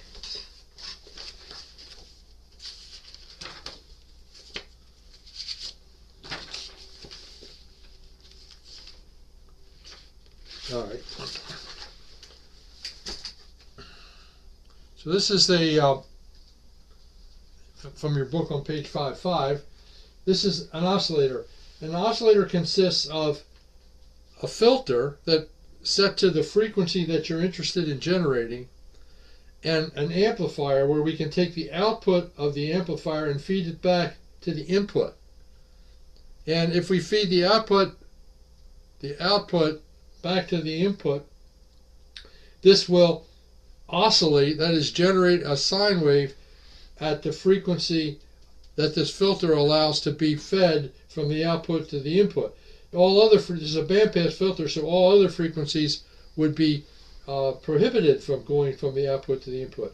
We need the amplifier because if there were loss in this feedback, then every time it fed back it would get weaker and weaker and weaker, and it would not oscillate. But if the gain is greater than 1, then every time it gets fed back it gets louder, until eventually it can't get any louder and it just oscillates. You've also heard oscillators happen in PA systems. Modern ones are designed to eliminate this by chopping the signal at high frequencies. But ignoring that, most old-fashioned oscillators, if you get the microphone near the speaker, well, you've got an amplifier in there, and so the signal is fed back from the amplifier back into the input, and then it feeds back into the amplifier and keeps building, and you hear that horrible piercing squeak at a frequency which is dependent on the time it takes the signal to get from the speaker to the microphone. So the closer you move the speaker to the microphone, the higher the frequency gets. Further you move it away, the lower the frequency gets because of the time delay. Because the time delay is acting as a filter in that case. In this case, the filter is actually L's and C's.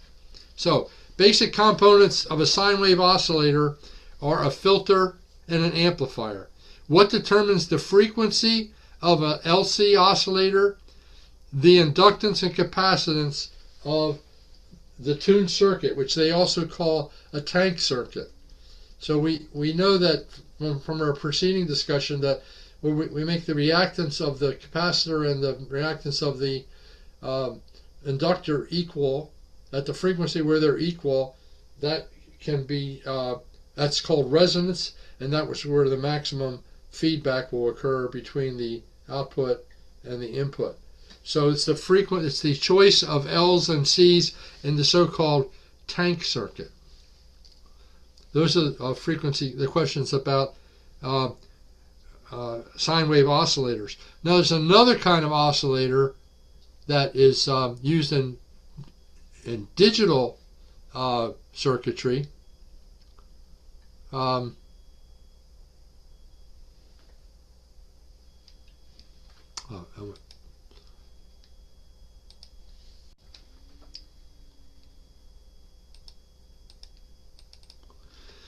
And that's what's called a direct digital synthesizer.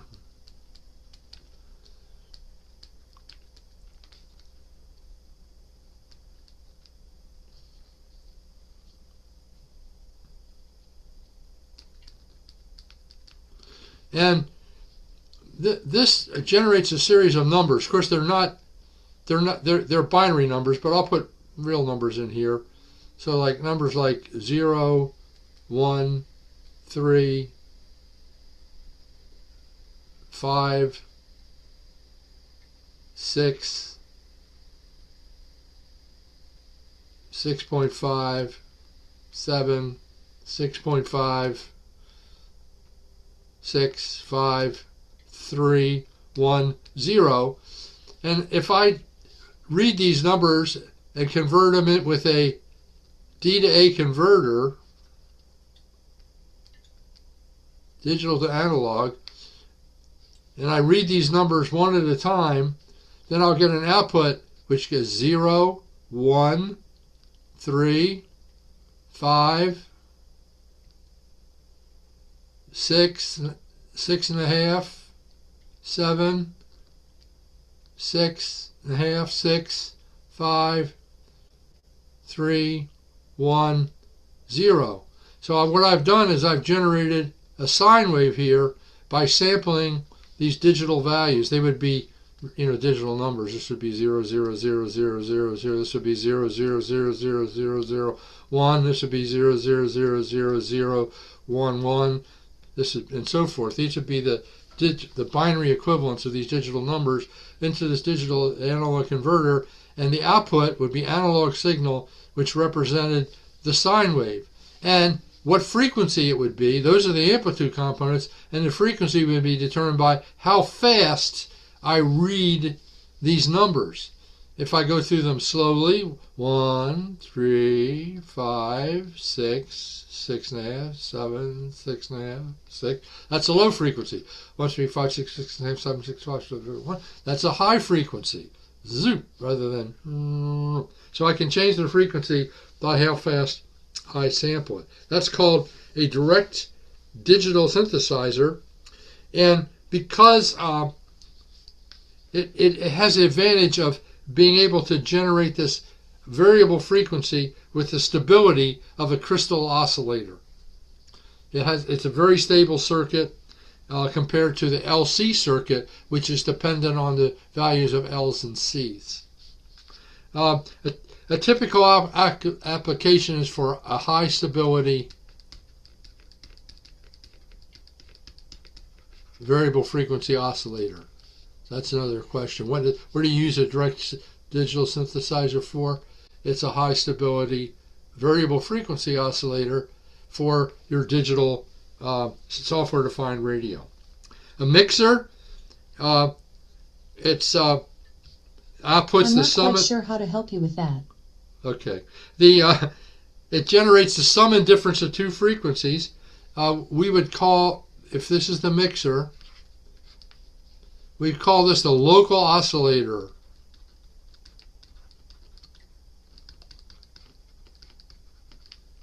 And then we have an input frequency here, which is, I'm going to get the right terminology here. This would be the RF input.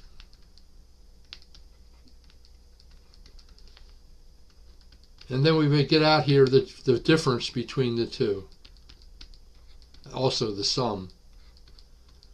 We have to decide which one we're going to use by setting up the filter. And we'll see a problem that can occur with that. Okay, any questions about what a mixer does where the directional synthesizer is. The amplifier needs, the oscillator needs an amplifier and a filter. No questions. Okay, I'm going to step up the speed here a little bit. A multiplier changes frequency by times 2, times 3, times 4, times 5. In other words, harmonics of the main frequency. And the way it's done is the oscillator signal. So we have an oscillator putting out some frequency here, and then we put it through an amplifier so that we turn it into a distorted sine wave with lots of harmonics. And then we put it through an amplifier with a tuned to the harmonic. So if we have tuned circuits in this amplifier, say tuned to 3 times, say this frequency is F, if it's tuned to 3F, then we'll get the third harmonic output. So we tune this by tuning L's and selecting L's and C's in this tuned circuit in this amplifier, so that essentially it filters out anything but the third harmonic. Other frequencies other than the harmonics are not present here. Remember that all signals, all repetitive signals, all continuously changing, constantly repetitive signals, can be represented by a series of harmonics of that signal, but nothing else. In other words, a square wave can be represented by all the odd harmonics of that square wave to the right percentage, but not 1.5 times or 3.5 times. It's only harmonics. So by distorting the signal, we can only get harmonics, but we can get any number up to, maybe as many as 5 or 6 times. If we need more than that, then we generally put another amplifier in, and then another tuned to another, say 3F times that, and we would then have 9F coming out here. We just multiply by 3, and then amplify that, multiply by 3 again. We may or may not need the second amplifier, since this is an amplifier here. We just maybe just go directly through to the second multiplier. So this would be multiplied times 3. This would be multiplied times 3, a total of multiplied by 9.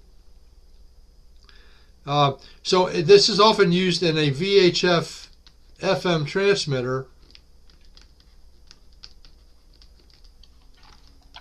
We generate our frequency modulated signal at a low frequency and then put it through multipliers to get it up to the frequency that we desire. Well,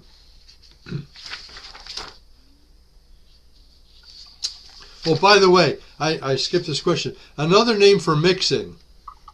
This has nothing to do with this. Let me use a different color. Another name for mixing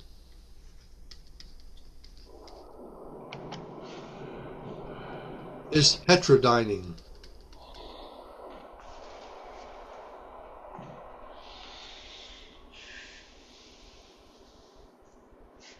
Heterodyne is an old word. It goes back to the early part of the 20th century. Hetero means different. Dyning means strengths. It's not strengths, it's frequencies. So I don't know why they call it heterodyne, but it's 2 different frequencies that are mixed together. That's called a heterodyne. They should have probably called it a heterofrequency or something, but anyway, it's not. It's heterodyne. Okay. Make sure we get that question G8B03. Okay, so drawing the line here now, we're going to talk a little bit about modulators. We know what the job of the modulator is. That's to impress the signal on the carrier.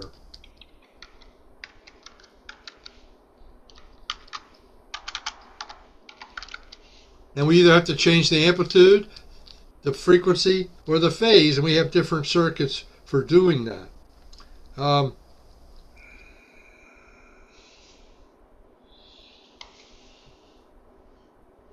One way of generating phase modulation, which is a little tricky to do, is to use a reactance modulator.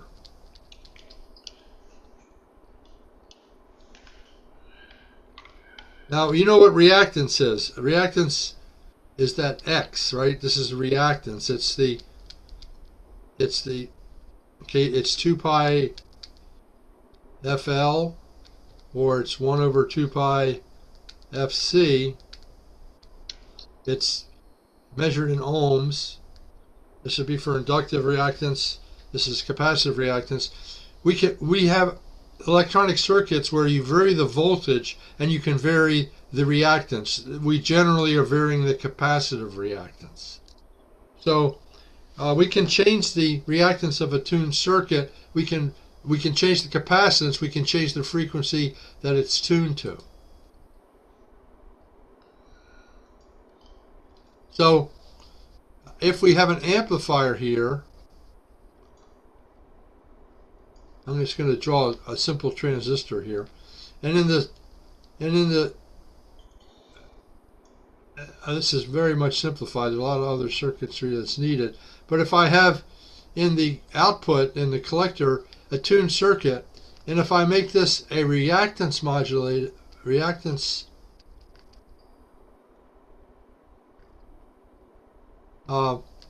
capacitive reactance modulator, so we actually have a diode. It's actually a diode where we vary the voltage on the diode, and it varies the capacitance. So this is a voltage variable reactor, or it's sometimes called a varactor. Variable reactor. Anyway, if we change this frequency, if we're putting in a fixed frequency here, we can't really change the frequency of the signal because the frequency is determined by the input. But we can change the reactance, which shifts the phase. So this will shift the phase. And by doing that, we will have phase modulation. I know this isn't covered at very much depth. I really don't have time to go into a lot of depth, but phase modulation is caused by a reactance modulator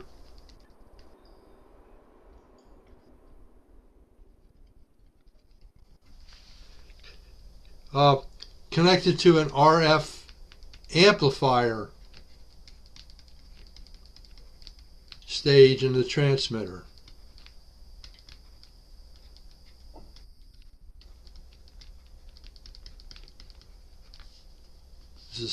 This is how to generate phase modulation.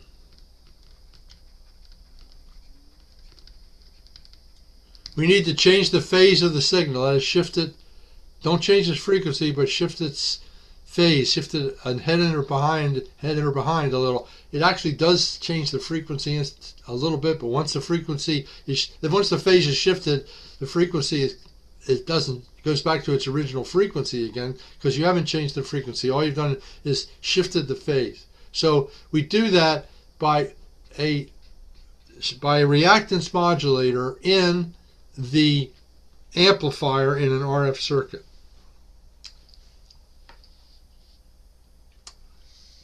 Okay, I'm going to change the subject now. So are there any questions about that? No. Okay, I want to talk about a pretty complex subject, but I think I can break it down into something pretty simple. When we talk about a sine wave or a complex signal of any kind, there are three things that we need to know about it. One of them is its amplitude. Another is its frequency.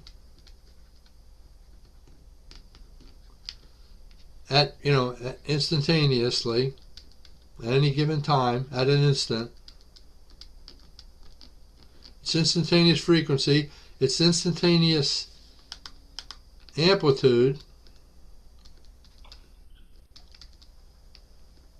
This one's not changing in amplitude or frequency. And we need to know, third, its phase. If we know those three things, we can represent any signal. And we can do any kind of function, or we can do any kind of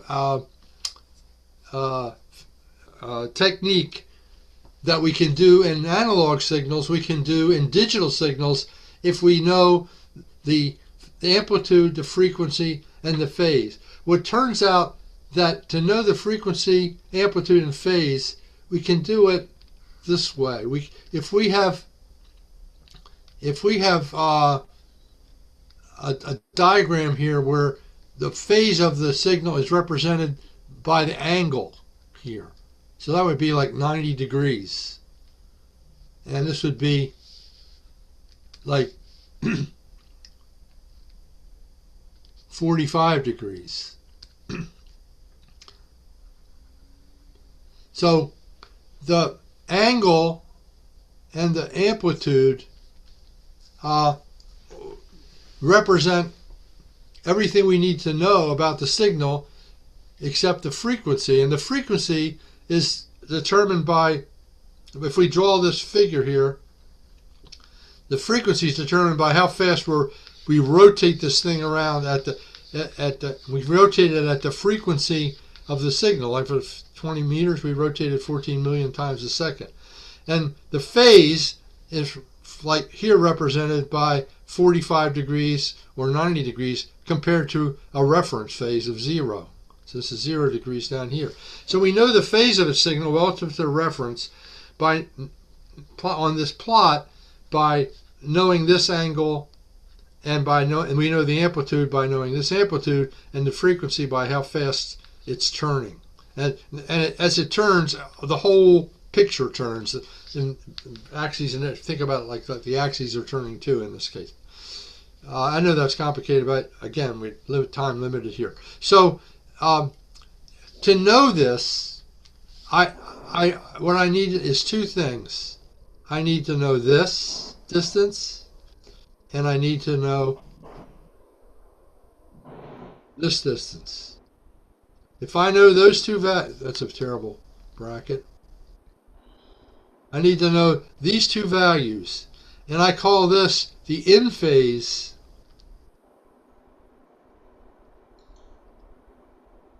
component of the signal, and I call this the out of phase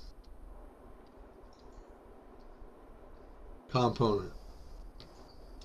And of course it's 90 degrees out of phase. So if I know this one and I know this one, I know I can figure out this one. For instance, if this and this are the same, then it's 45 degrees. If this is 1 and this is 0, then I know that it's 90 degrees. If this is 0 and this is 1, then I know it's 0 degrees. So I can, if I know the in-phase component, which we call I, and the out-of-phase component, which I call Q, because this stands for quadrature, and quadrature means 90 degrees. A quad is square, it's got 90 degree corners. Quadrature just means 90 degrees. If I know the in phase and the 90 degrees components, which are called I and Q, then I know everything there is to know about the signal, and I can do all of the things I need to do in a software-defined radio. So, what is the phase difference between the I and Q components? 90 degrees. What's the advantage of knowing these things? We can generate all kinds of modulation if we can handle the I and the Q components. We can detect all kinds of modulation if we know the I and the Q components. We can do all kinds of filtering, and kinds of filtering that we can't even do with real L's and C's. We can do things that are not physically realizable in real components, but we can do them in software.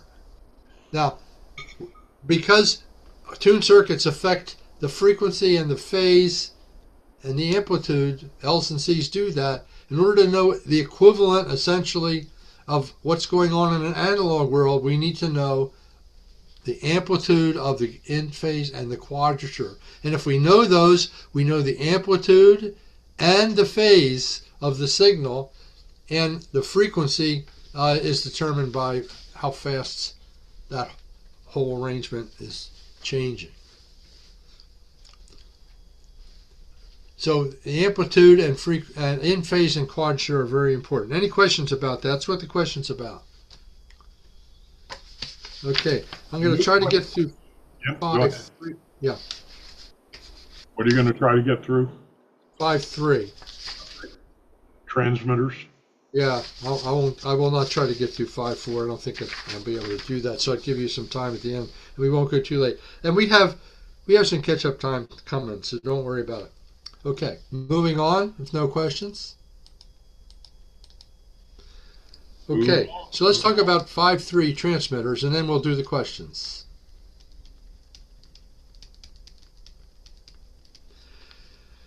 So the CW transmitter is the simplest. Abbreviation for transmitters, TX. CW transmitter is really simple. We need an oscillator and an amplifier and an antenna and some way of turning it on and off. A switch, essentially, to key the amplifier on and off. We can actually key the oscillator on and off would be another way to do it, although that's a little trickier to do because the frequency sometimes will shift when you try to key it.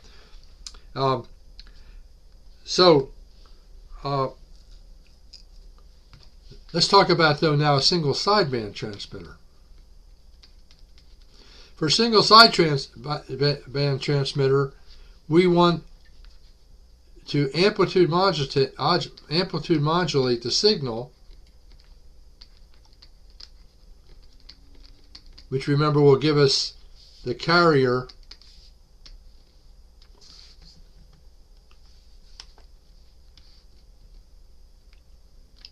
and a couple of sidebands, or the side, whoops, I don't want to do it that way. The sidebands here, the upper sideband and the lower sideband, but we don't want this carrier. We want this carrier to be gone. And we want to eliminate one of the sidebands, say this sideband. This way the result would be upper sideband with suppressed carrier. So how do we do that? Well, it turns out we can use something called a balanced modulator. And without getting in, remember, this is block diagram. These are building blocks. When we get to extra, we'll talk about how a balanced modulator works. But I can tell you what the result is. That's all you need to know for that. The balanced modulator puts out double sideband, but no carrier. It cancels the carrier out. A balanced modulator is just what we need for our single sideband, except we still will have the upper and the lower sideband. It will be double sideband. So then we put it through a filter to remove the undesired sideband. And, of course, pass the desired. And now we have single sideband. With balanced modulator, produces a double sideband modulated RF signal with no carrier. The carrier is gone, but both sidebands are there. And then a filter is used to remove the undesired sideband. And finally, we need an amplifier to build this up to the level we need. But this amplifier must be a linear amplifier. Now, what does that mean? Well, let me go to the next picture here.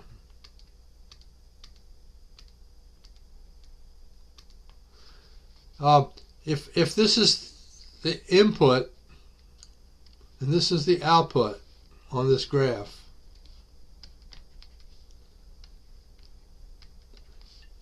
so as I change the amplitude of the input, if the output and the input are related by a straight line, that is, if I double the input, I double the output, that's called a linear amplifier. It preserves the amplitude information.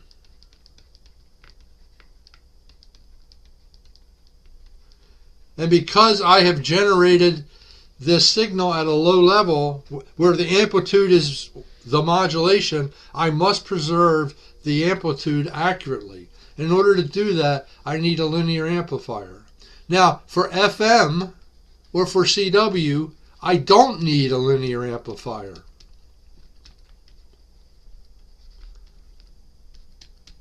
That is, the input and the output don't have to change in amplitude the same amount or same percentage. They don't have to track one another perfectly. Why? Because I don't change the amplitude in CW and FM. In FM, the amplitude is maximum all the time.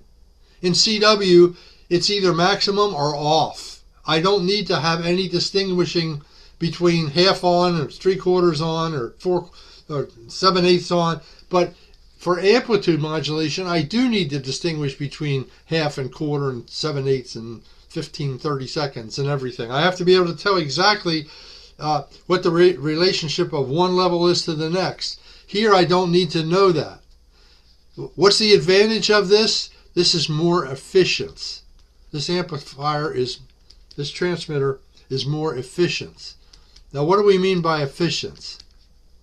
Efficient means that the RF power out divided by the DC power in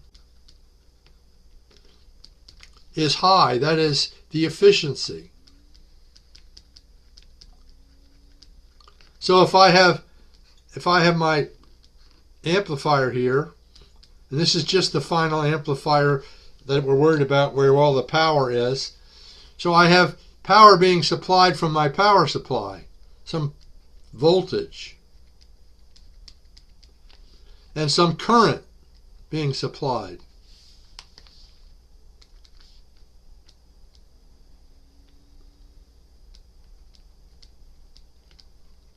It's DC from my power supply. And the DC power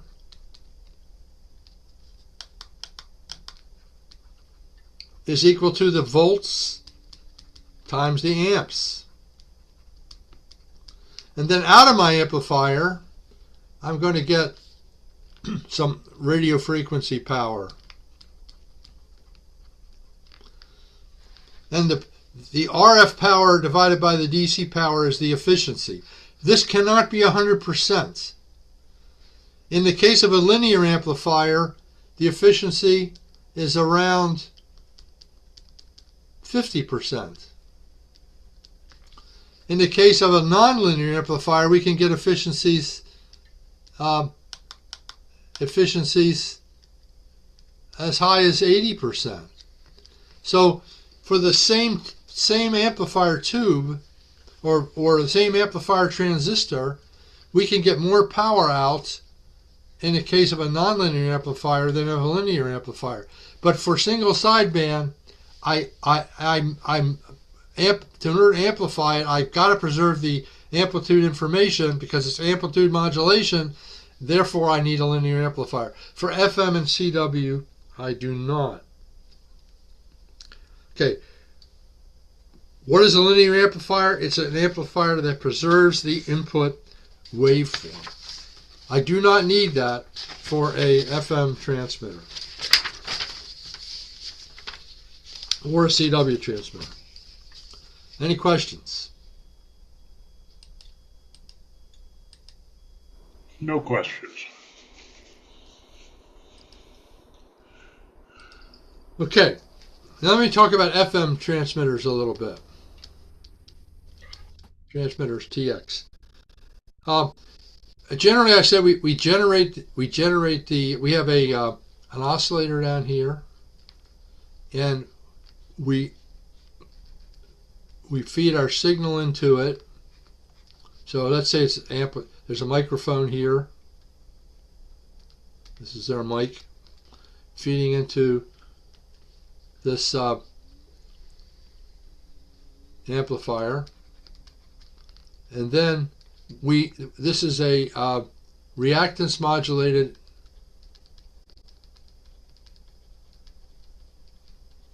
oscillator. This is not like the phase modulation. We're actually changing the frequency of the C in this oscillator. Remember, the oscillator needed a filter. We're actually using that variable reactance, that varactor, to change the frequency of this oscillator. So now we have FM coming out of this.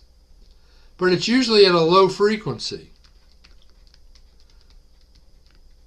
And so you've got to go through some sort of multiplier here. I remember I told you about the multiplier, how that works. It's harmonics. And then we'll have our output FM modulated signal. So there's an example in here. It says, suppose we have a 12.21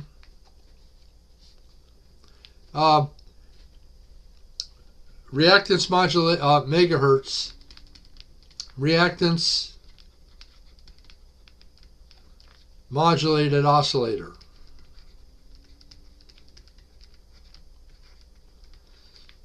And we're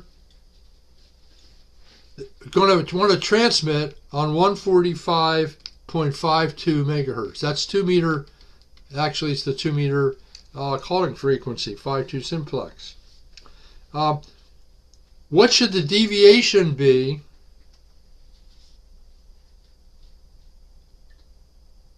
Oh, and we want the deviation. That is the frequency shift either side of nominal 12.21. We want the deviation at 145.52 to be 5 kilohertz. This is supposed to be a K.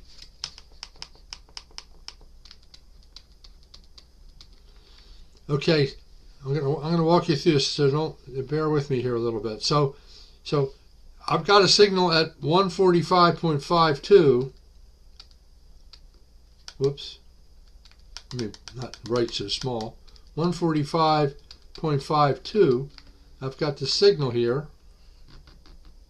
And I want it to deviate with the modulation at the maximum amplitude of the modulation. I want it to deviate 5 kilohertz. Each side, actually. So, how much deviation do I need at 12.21, which is where I'm actually doing the modulation? How much do I need there in order to get 5 kilohertz out here? Well, everything is multiplied. The frequency is multiplied, and so when the frequency deviates, the amount of deviation is multiplied as well. You'll multiply all the low frequency by the multiplication, the high frequency by the multiplication, so the spread is getting bigger and bigger. So the deviation is going up as the multiplication goes up. How much is the deviation being multiplied? Well, let's find out. We need to know how big was this multiplier.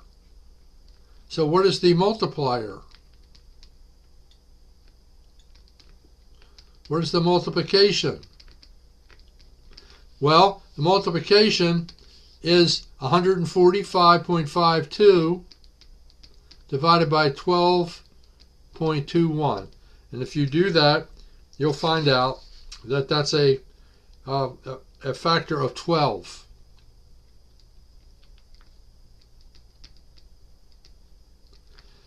So the frequency is going to be multiplied by 12 times, and so the deviation in the frequency will also be multiplied by 12 times. So the deviation at 12.21 will be equal to 5 divided by 12. 5 kilohertz divided by 12 kilohertz, which is equal to 416.7 hertz. So if you want to do this, you would divide 5,000, 5 kilohertz, by 12, and you'll get 416.7 hertz. So if the deviation is 416 hertz at 12 megahertz, it will be 5 kilohertz at 145, because the deviation will be multiplied as well as the basic frequency. So how do you do this problem? First, you figure out how much the multiplication is from 12.21 to 145.52. Then you divide the desired deviation at the high frequency to get the frequency by that multiplication to get the deviation at the lower frequency. Just a correction, it's 146.52. Oh, 146, of course. Everybody knows that. Everybody knows that. Except me.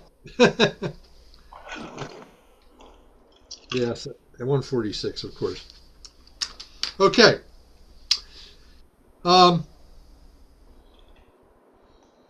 So the bandwidth of an FM signal depends on the deviation.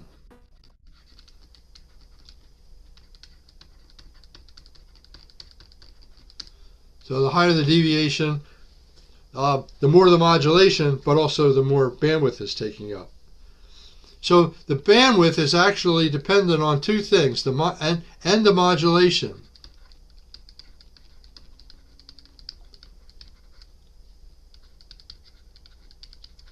And the modulation frequency. Both of those things determine the bandwidth. And the bandwidth is equal to 2 times the peak deviation, that's on one side.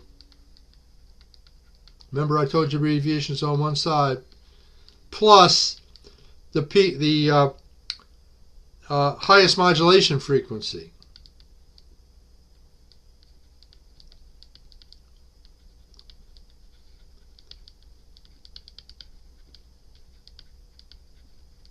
So the bandwidth of an FM signal it's the sum of the peak deviation and the highest modulation frequency. In other words, how far you move it and how fast you move it both increase the bandwidth. But you have to multiply that by 2. Why? Because the deviation is measured on one side only. And because the modulation, like AM, it has two sides too. It spreads both ways. The modulation spreads on both sides due to the modulating frequency. So you need to multiply them both by 2. So there's a question on this too. So what is the bandwidth? Here's the question. What is the bandwidth of an FM signal having 5 kilohertz deviation? That's one side. That's the modulation, how much it moves. And then the highest modulation frequency is 3 kilohertz. That's kind of the highest frequency in your voice. You add those together, you multiply times 2 equals 16 kilohertz. So that's a question that's on the tests. G8B06. Again, how do you remember the formula? It's the peak deviation plus the highest modulation frequency. Both of those make sense. How far you're moving it certainly will affect the bandwidth. And how fast you're moving it is the modulation. That will also affect the bandwidth. Remember, the faster you move it, the faster you try to send information, the wider the bandwidth. But both of them have to be multiplied by 2. One because of the definition of deviation being on only one side, and the other because the modulation causes sidebands on both sides. Unless you do something to get rid of it. And you can't have single sideband FM. Nobody's ever figured out how to do that. Okay, any questions about that? Okay, the next thing I want to cover, we've already covered, and that is, what is the envelope of an AM signal? That's that thing full of cash that they give us before the exam. Yeah, if you want to pass, that is. Remember, we have this. Just kidding, just kidding.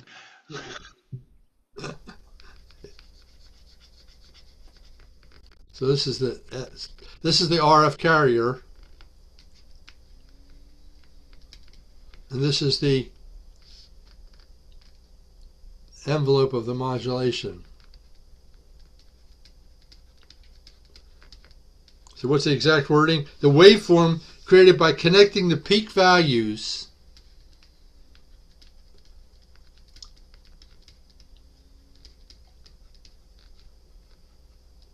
of the modulated signal.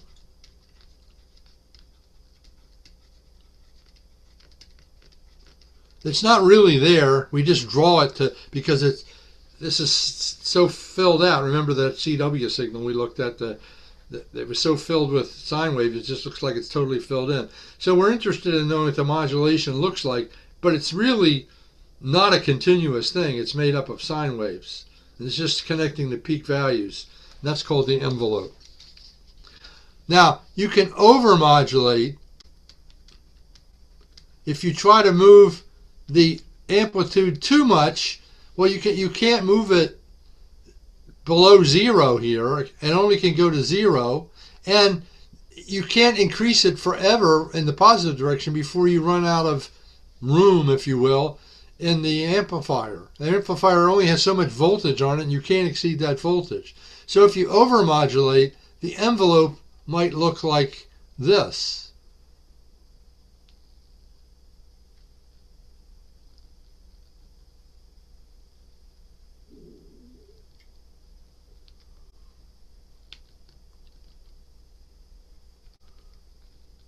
Now that no longer looks like this pretty sine wave. Of course, there's a carrier in here, but then it's completely cut off here, and it has these sharp corners at the top because it can't go any higher. This is called flat topping. Well, I shouldn't do that in blue. I should do that in some other cool color. It's not very different.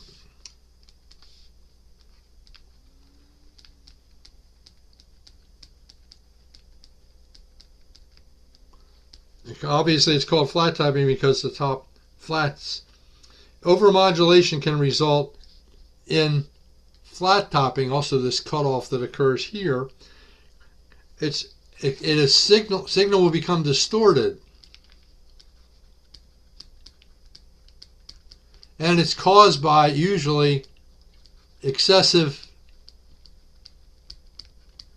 quote, drive. That is, too much RF into the final amplifier. It just can't amplify that signal that much.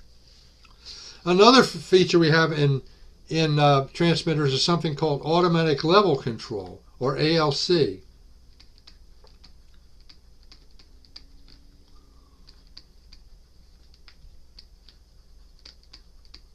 And this is feedback from the amplifier, from the final amplifier, to the transmitter to prevent overdrive.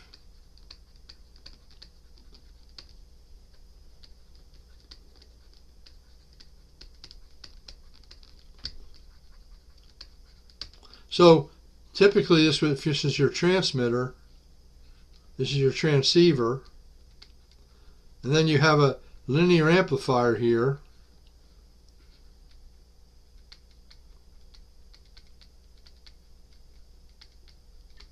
There's a connection on this which feeds back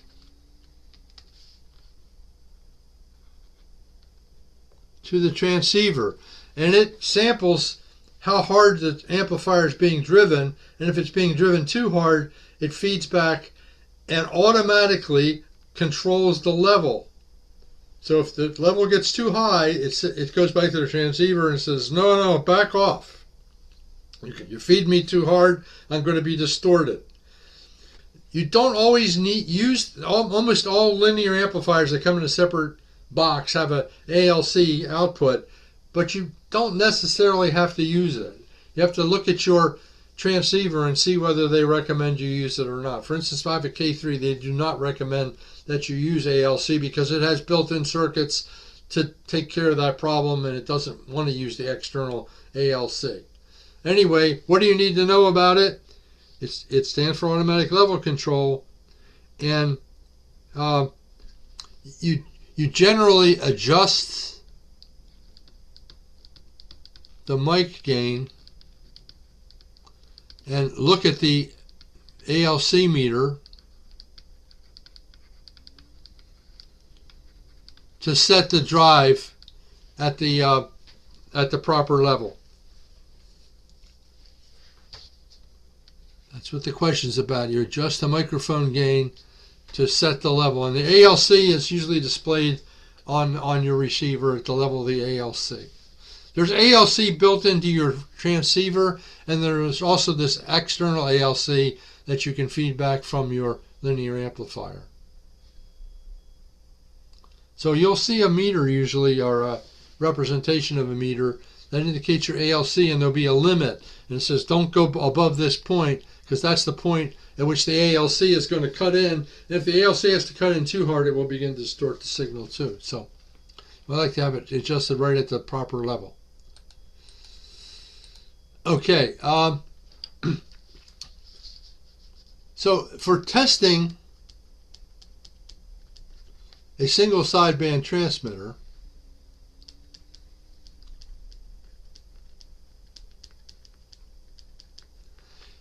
for distortion,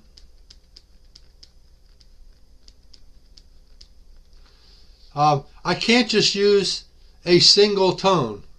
For instance, if I put a single frequency audio tone into an SSB transmitter, what I'll get out is a single frequency. I will get just one frequency out. What will it look like? It'll be a sine wave. And I can't tell very much about what's going on with just a sine wave. Look at it. It's just going to be a sine wave. It's going to it will come out looking pretty much the way it went in.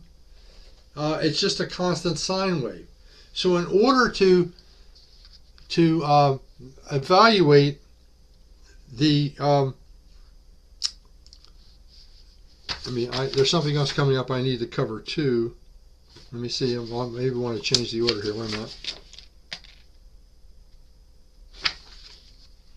No, I'm not going to do that. I'm going to come back to this again later on, but for now I'll gloss over some things here, and then we'll come back and we'll pick it up in more detail.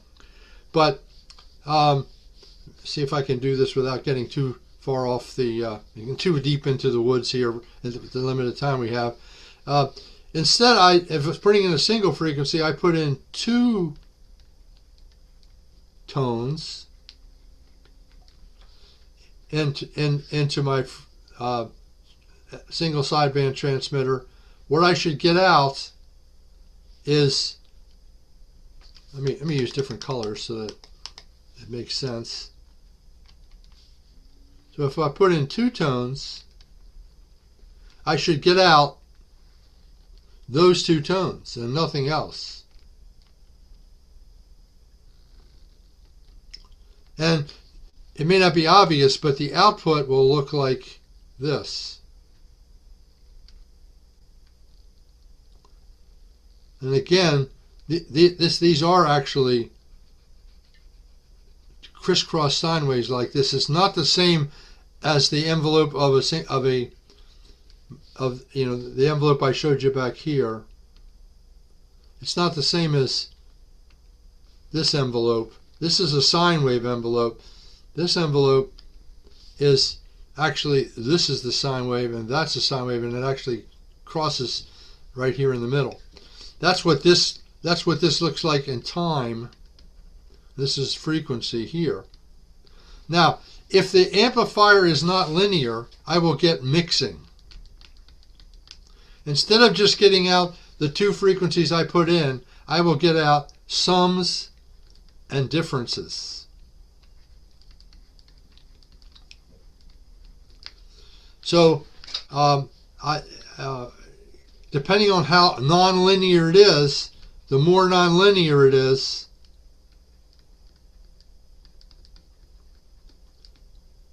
the more mixing products I will get.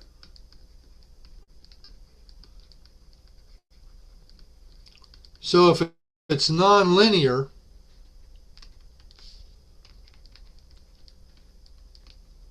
I will also get frequencies out here.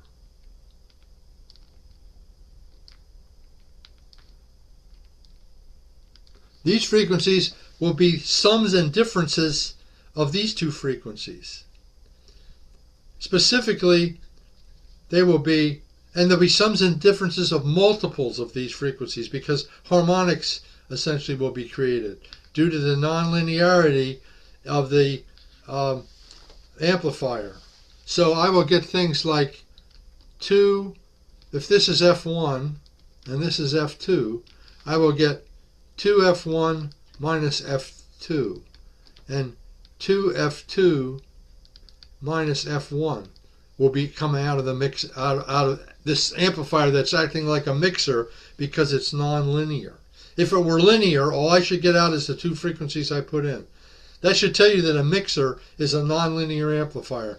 And so we do it on purpose in a mixer, but we're trying to avoid doing it in an amplifier. So these are called mixing products, and these are called odd mixing products because 2 plus 1 is equal to 3.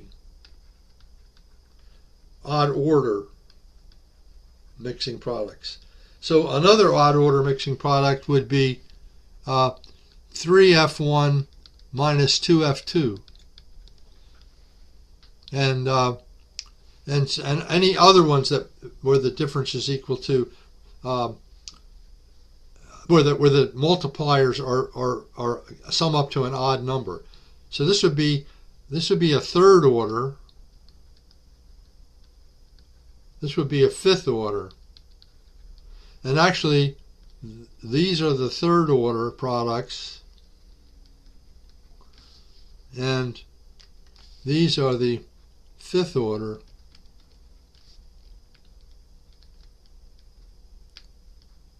And these are the seventh order.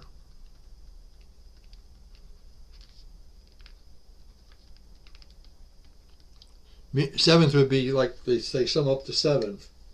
4 times 1 minus 3 times the other. Why the odd harmonics? Because they're the ones that are close to the frequencies that you started with. The even harmonics are way far away. Like what even harmonics would be just twice one of the frequencies. Even mixing products. Twice one of the frequencies is way the heck off.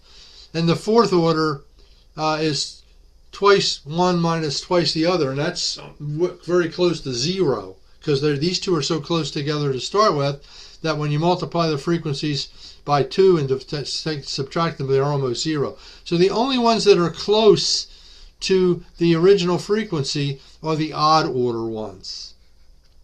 We'll talk more about that. So it's a tricky concept. But you can see what the problem is here.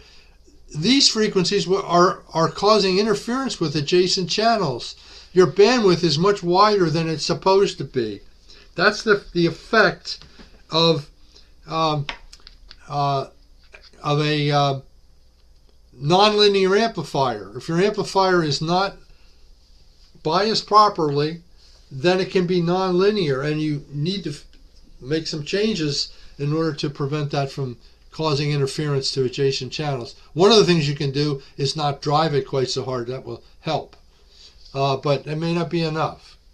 Anyway, so we use a two-tone tests, and these have to be non-harmonically related.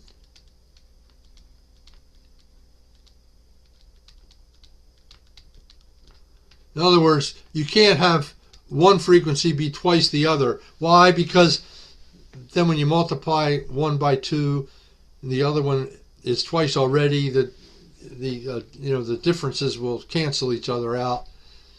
So you don't want them to land on top of each other, and they'll land on top of each other if they're if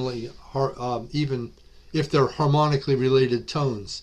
These two tones have to be not harmonically related. That is, one can't be twice the other. So the frequency might be, or three times the other. So you might use 1500 hertz and 1800 hertz, or 1500 hertz and 2300 hertz.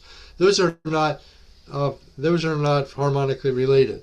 So we put those two tones in to our receiver and to our transmitter, and we look at the output, and we would find we would see these mixing products that are the result of nonlinearities in the amplifier.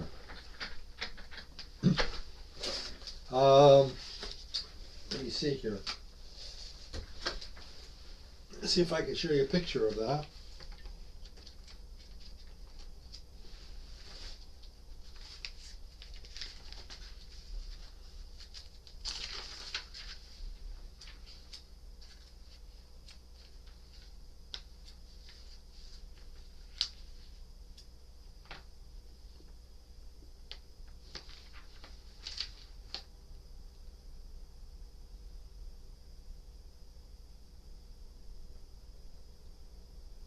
Oh no, I can't, because the particular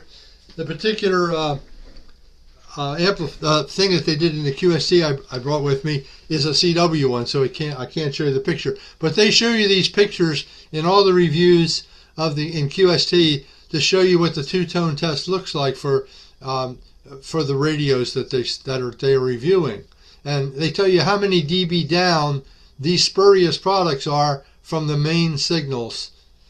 They should be down a lot, like 30 plus dB. They should be minus 30 dB or more. Okay, that's the two-tone test. Two harmonically unrelated tones are put in. All right, I've got 5 minutes here to cover this last few things. Boy, I'm going to run over a little. I don't think I can avoid it. All right, here we go. I don't want to go too fast, but I want Tom to be able to do the questions. So, since we have bandwidth involved of the signal, has to be taken into account when choosing a frequency.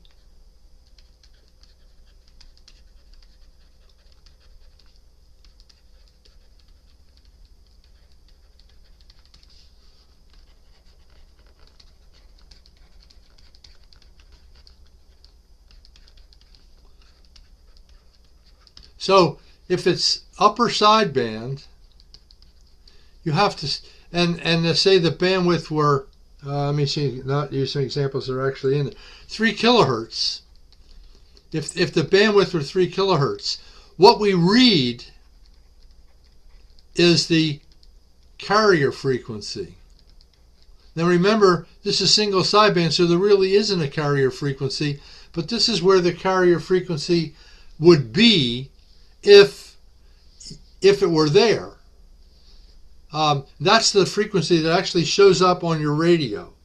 So for upper sideband, you have to say 3 kilohertz below the edge of the band. So you can't, the top end of 20 meters, for instance, is 14,350. You can't go all the way up to 14,350 on upper sideband because your sideband will be above 14,350 by 3 kilohertz, as much as 3 kilohertz, if that's your bandwidth of your signal. And it's usually your voice bandwidth is 2.5 to 3 kilohertz. So that's going to be out of the band. Likewise, on lower sideband, you must say 3 kilohertz above the lower edge. And of course, that's the lower edge of your permitted phone band, which as a general is, what that we've talked about the allocations, and you have certain frequencies you can operate phone on 80, 40, 20, and 15. So those frequencies are the edges of the phone band. So there's several questions about this. And they ask this in general, and they ask it in specific frequencies. Okay, the next thing I want to talk about is speech processing. And this generally means compression. And compression accentuates the low level parts of your voice signal, voice waveform, I'll say, so that the average power increases. And the result is to make your signal sound louder.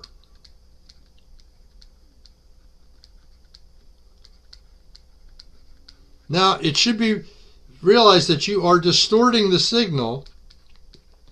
This is distortion, but if limited, it's good distortion.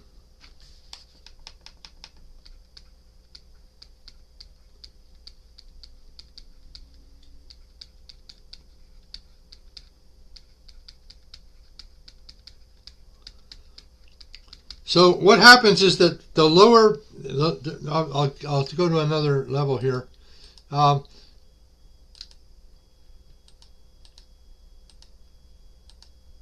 If the signal looked like this before, in amplitude, if this was the RF signal here in amplitude, then after the compression, it might look like this.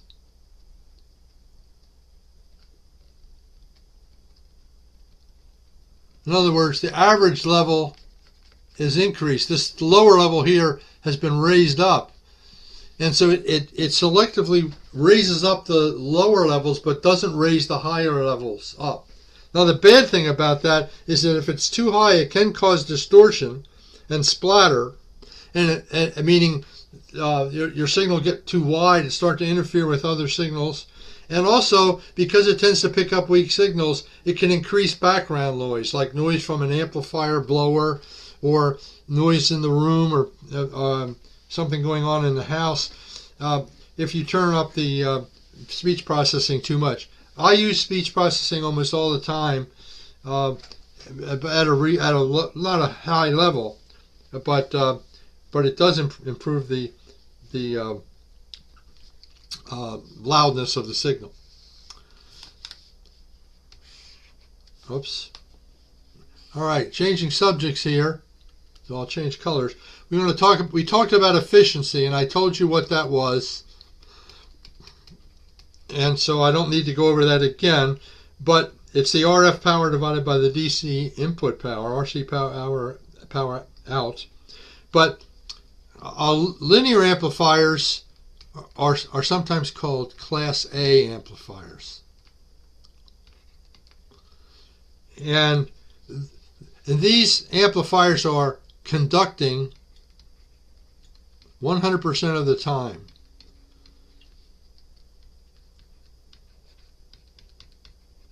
So if this is my amplitude, my transistor here, here's a transistor input, I'll put a capacitor input here.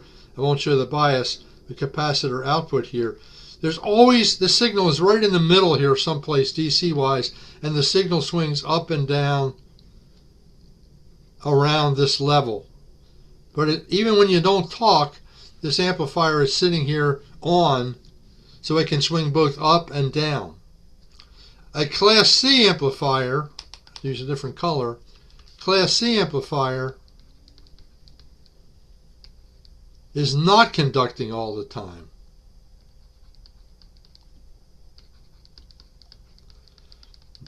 And so therefore, it's nonlinear.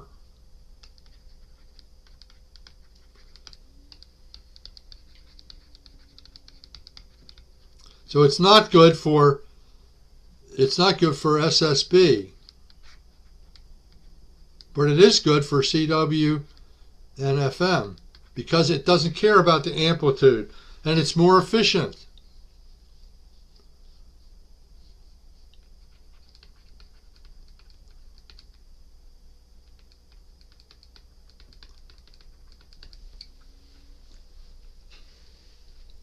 So here are the questions. Class A amplifier conducts 100% of the time, G7B04. Class C is appropriate for CW and FM. The highest efficiency is Class C. There's also something in the middle called Class B,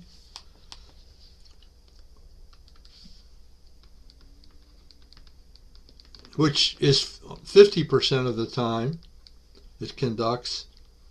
And you have to do some special things to make that work out. And there's another class in here called Class AB, which is it's not perfectly linear, but it's pretty linear and linear enough, let's say. And this is the class that most so-called ham linear amplifiers are, Class AB. Anyway, that's beyond the scope of the general. We'll pick that up later. I'll cover two things rather rapidly and then turn it over to Tom. Let me just go up here in this corner to save some time.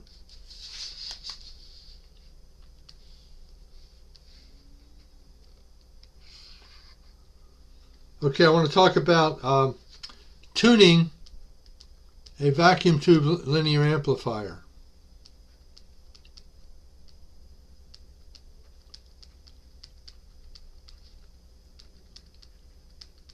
So we have two controls. We have first of all, the output is typically a pi network, which consists of L's and C's arranged like a Greek letter pi. And these are both adjustable. This one is sometimes called the loading control or coupling. And this one is called tuning. This one actually sets the frequency, and this matches the output impedance. Remember we said we want to match the output impedance to the 50 ohms, and this does that. So when we do this, when we tune the tuning, we tune for peak current. Oh, excuse me. We tune for minimum current. And then we peak it with the loading control. Why minimum? Because the impedance of the circuit at resonance is minimum. So since the impedance is minimum, the current is minimum. So we tune it for minimum for the tuning, and then adjust the loading for more output. And then these interact. As you can see, they probably would interact, and they do. You go back and redo the tuning, and you then you adjust the loading until you get everything tuned. So that's, you look for a pronounced dip in the plate current.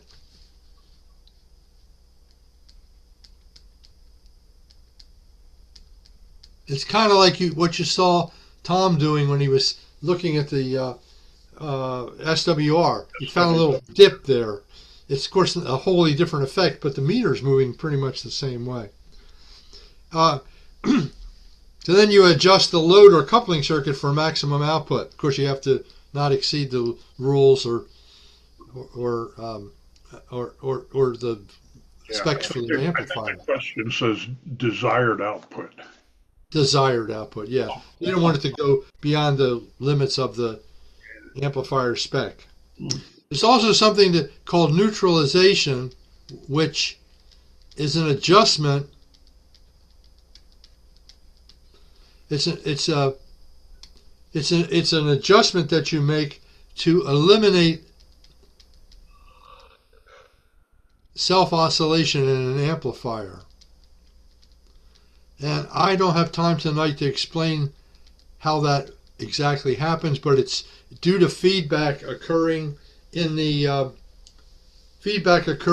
amplifier, which is making it turn into an oscillator.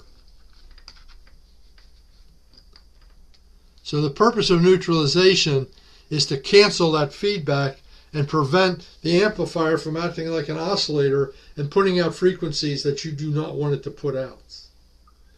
So what do you need to know? The definition of a neutralization is a reason for it is to eliminate self-oscillation by essentially cancels out the feedback, which is a capacitance within the vacuum tube. It also can occur in transistors. Okay, I'd like to spend more time on that, but I'm not going to. I'm finished for the night and turn it over to Tom. Okay.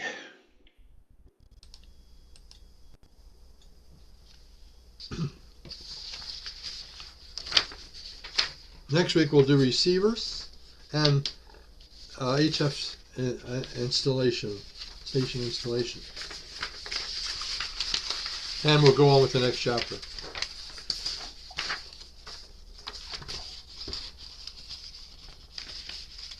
Okay, sharing screen. I'm doing the last part of chapter 4 first.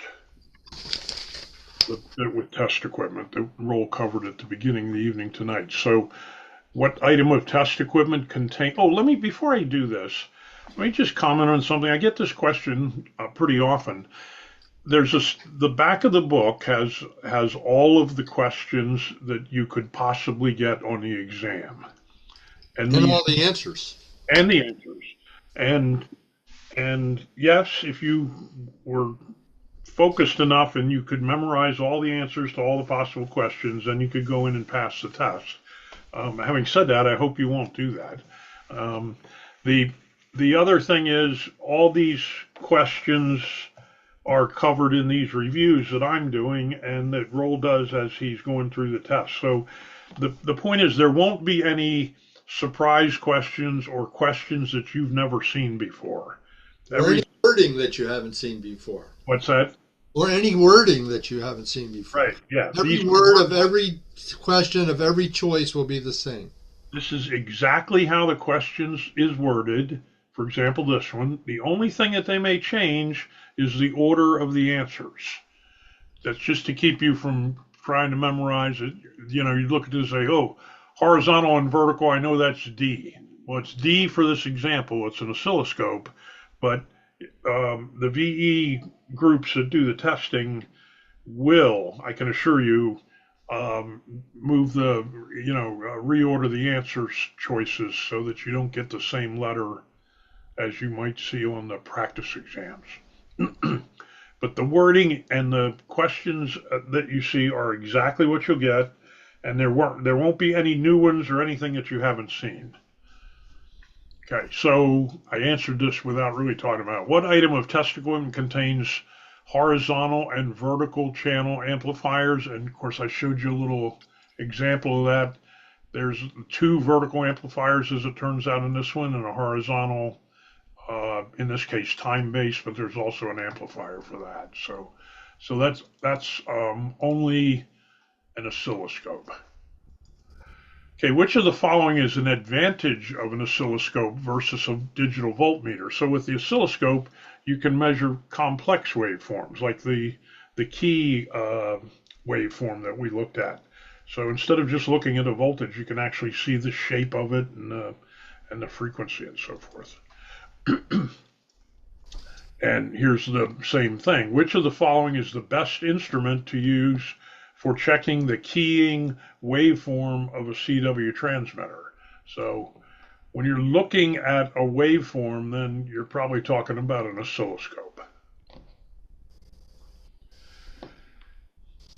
Okay, more about oscilloscopes. What signal source is connected to the vertical input of an oscilloscope when checking the RF envelope pattern of a transmitted signal? So you would take the transmitter output but you want to make sure it's attenuated. So the attenuated RF output of the transmitter. Remember I showed you that gizmo here, that attenuator that gives you that sample. So you take the RF output, attenuate it, and run it to the front of the vertical input. Why do voltmeters have high input impedance? This decreases the loading. The best case is that it's so high that it doesn't even, the circuit doesn't even know that it's there, if you will. It's not affected at all, because if that meter starts drawing current, then that changes the whole performance of the circuit. What's the advantage of a digital multimeter as compared to an analog meter? So you can get higher precision because you get all those multiple digits. On the other hand, when is an analog multimeter preferred to a digital multimeter? We've had a couple discussions about this. When adjusting a circuit, such as a linear amplifier, for a maximum or minimum value. So you can just see that needle moving back and forth, and goes down, goes back up, you know you're at the minimum. Which can be determined with a directional wattmeter. We use that to get standing wave ratio. Here's the story about my antenna analyzer. Which of the following must be connected to an antenna analyzer when it's being used for SWR measurements? The antenna and the feed line. There's a question here, Roll, by the way, I don't think you covered, but I'll talk about it. What effect can strong signals from transmitters have on an antenna analyzer? So let's just talk. When I hooked up that analyzer to the antenna, it's sending a little bit of RF up to the antenna, and then it measures whatever RF is coming back as the reflected power. Well, suppose there was a real strong transmitter nearby that was also energizing that antenna and sending power down to the meter. It would obviously add to the power that I was trying to measure and distort the reading. So it would cause received power that interferes with the SWR readings. We had something similar to that. It was a real problem, and we were operating multi-operator down in Antigua. We had many bands going at the same time, and the solid-state amplifiers have protection on them that if the SWR gets too high, they shut down. Well, the signal from one transmitter was coming back into that amplifier, and it thought it was a reflected signal from the signal it sent out, so it thought the SWR was high and shut down. Started to shut down. Oh, wow. That's the same thing that would be the problem here. You could get very jumpy. You see readings jumping all over the place with the signal coming and going and modulating and stuff on the antenna analyzer if you're too near another transmitter.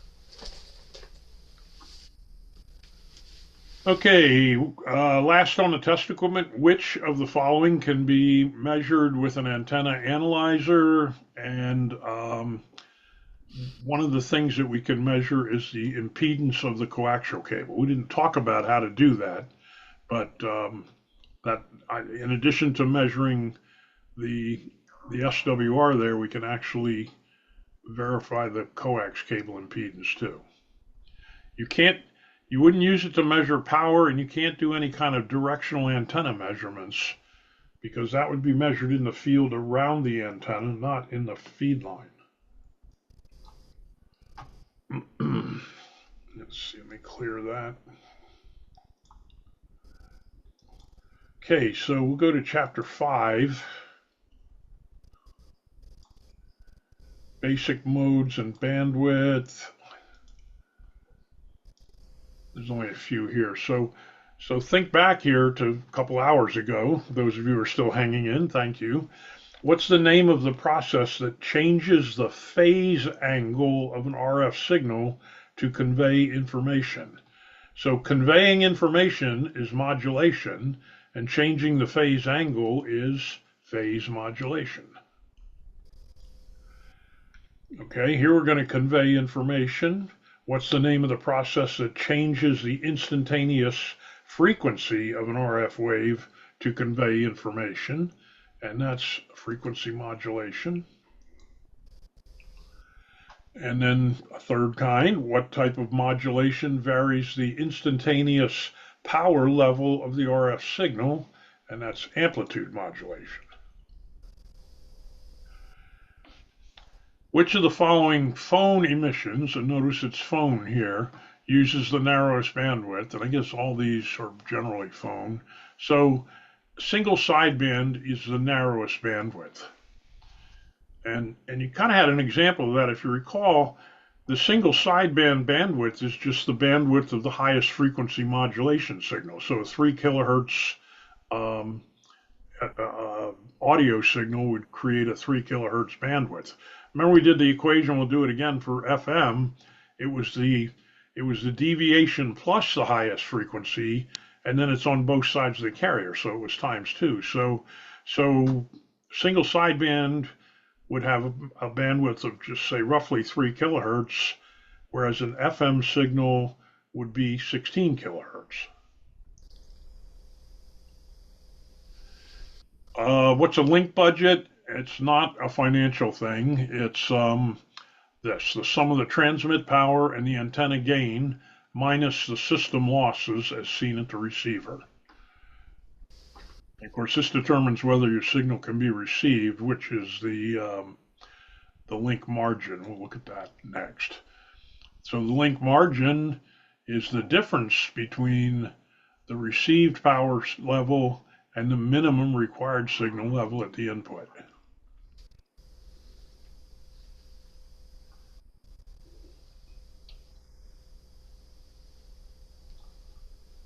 Okay, 5.2, building blocks.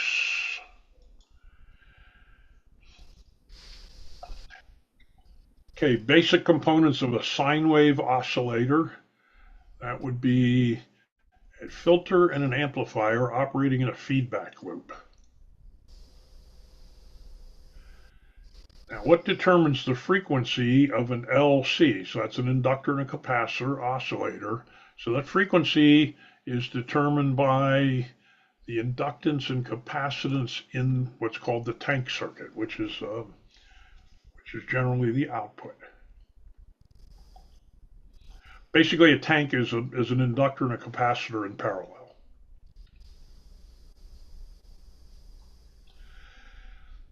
Now, on the other hand, which the following is characteristic of a direct digital synthesizer? And that's really nice because you can get a variable output frequency, but at the same time, it has the stability of a crystal oscillator.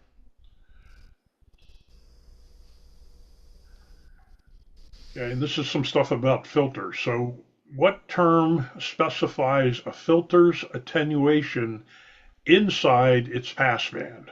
So say you've got a band pass filter, and ideally you don't want it to attenuate the signal at all within the passband, but it does have some what's called insertion loss, and that's what Roll talked about. It's less than 1 dB or lower. I would jump around here a little bit. We'll come back to filters in a minute. I and Q signals are 90 degrees apart. What's the advantage of using I and Q modulation with software-defined radios? Let's see, high resolution, nope. All types of modulation can be created with appropriate processing.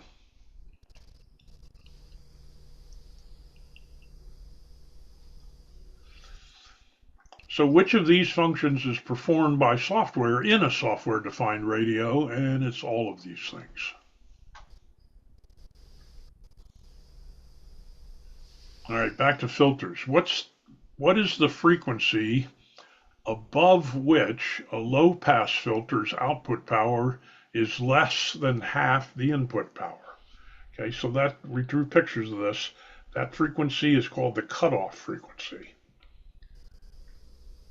In a perfect world, in a low-pass filter, everything up to the cutoff frequency is passed perfectly, and everything above the cutoff frequency is not passed at all.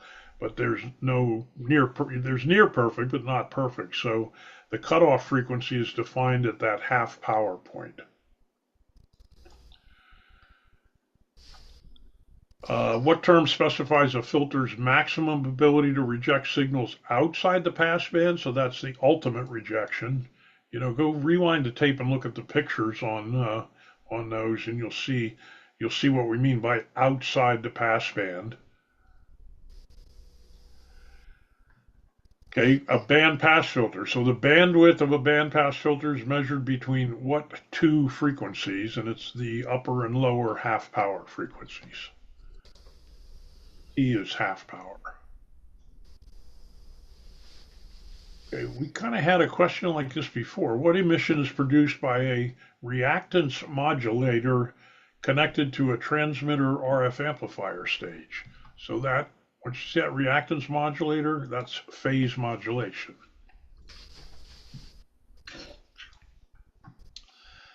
Another term for mixing of two RF signals is heterodyning.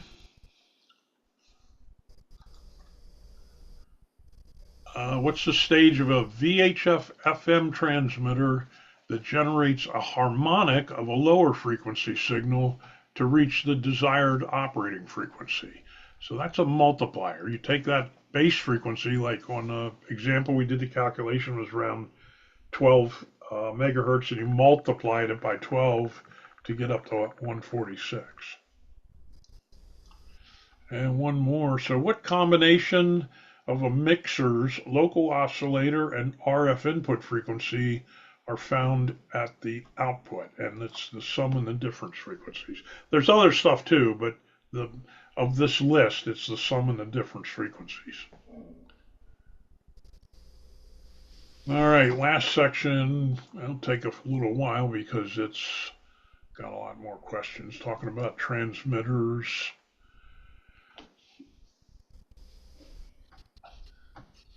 Okay, so, and again, it jumps around. These questions don't go exactly in the order we covered in the book, but that's good. It'll get you used to seeing things randomly. So what control do we typically adjust for proper ALC setting on a single sideband transceiver? So you would adjust the audio or microphone gain for that. And then all of a sudden we jump to tuning of a vacuum tube RF amplifier. So what is the effect on plate current of the correct setting? That's the key. So of the vacuum tube RF power amplifier tune control. Okay, so if you remember the pi network that rolled through, the first capacitor is the tune control, and if it's adjusted properly, you'll see a pronounced dip in the plate current.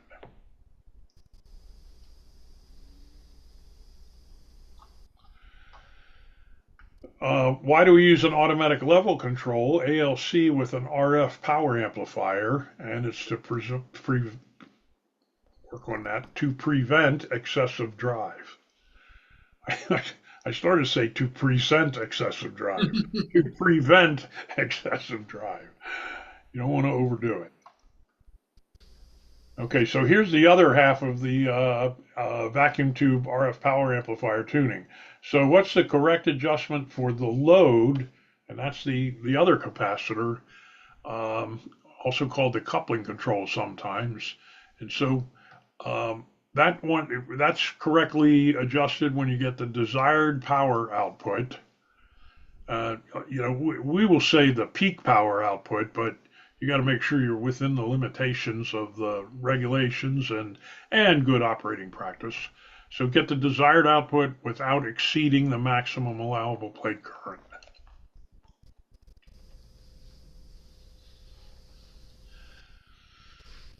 Did you talk about this? With delaying the RF output after? No, I did. You want to talk about it for a minute?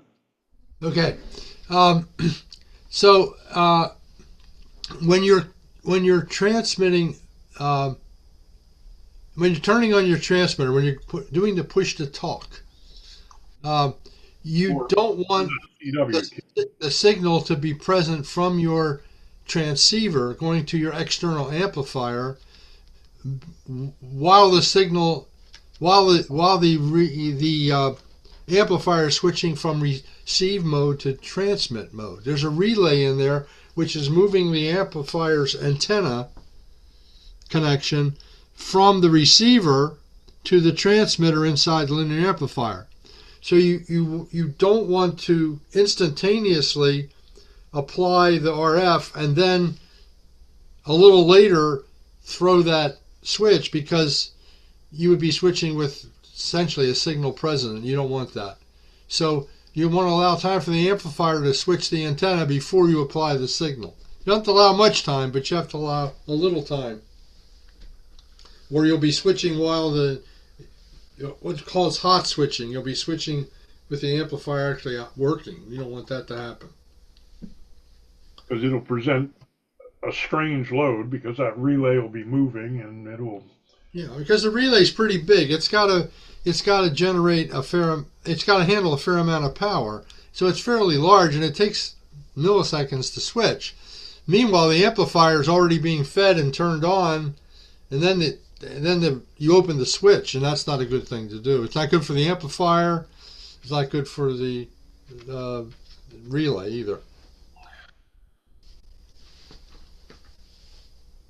So this, what's the purpose of delaying it? It's to allow time for the amplifier to switch the antenna between the transceiver and the amplifier output.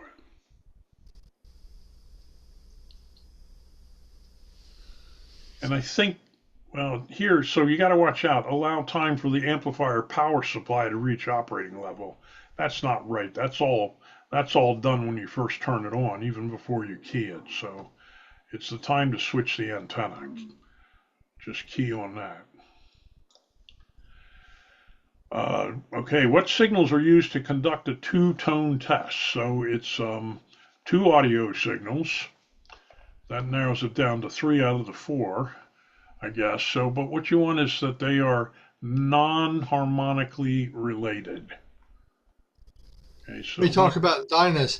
Dynas saying, so you wait a few seconds before pushing the push-to-talk switch. No, that's not what it means.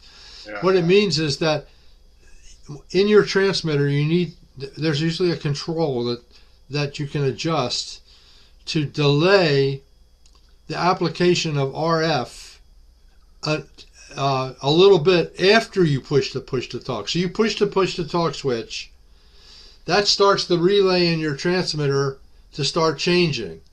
And then, even if you're talking, no RF will go to the amplifier until some delay to allow time for the relay to switch. It's so fast that you don't notice it yourself, or the person at the other end won't notice it. It's in the milliseconds, but it prevents the hot switching, which can damage the relay, or also in the long term hurt the amplifier as well.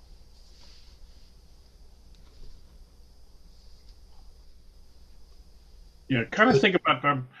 It's internal. You don't notice it. You don't notice it. It's inside the amplifier.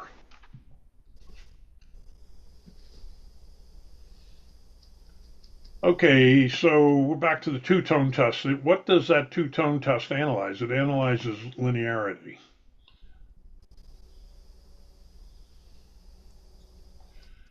What's the purpose of a speech processor in a transceiver? This is easy. It makes you louder.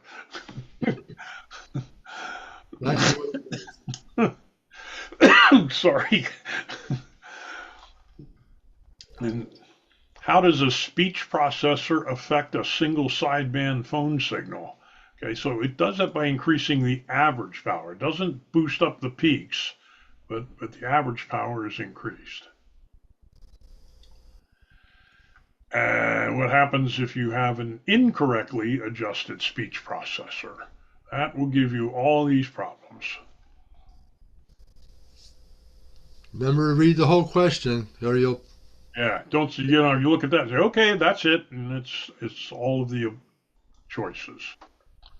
All right, here's a bit about how much space your signal occupies. So you've got a single sideband. In fact, it's a lower sideband signal on 40 meters at 7178.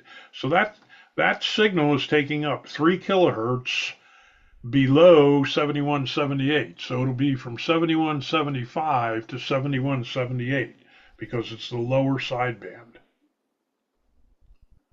Okay, and there's probably another question like that for 20 meters. Yeah, so here you are on 20 meters at the top of the 20-meter band, and your carrier is set to 14,347. So the signal is occupying 3 kilohertz above 14,347. So it's 347 to 350, that one. It's important. It's the 3 kilohertz. So you got to remember all your metric stuff and everything. Because here, this kind of, 347, 647, but that's 300 kilohertz. All right, so let's see. How close to the lower edge of a band's phone segment should your displayed carrier frequency when using a 3 kilohertz wide lower sideband? So your carrier should be at least 3 kilohertz above the edge of the band because you're using the lower sideband. So it extends from the carrier down 3 kilohertz. So if you're too close to that edge, then your phone signal is overlapping into the CW and data part of the band, and that's not allowed. And then this is the reverse situation. On an upper sideband, you should be at least 3 kilohertz below the edge of the band.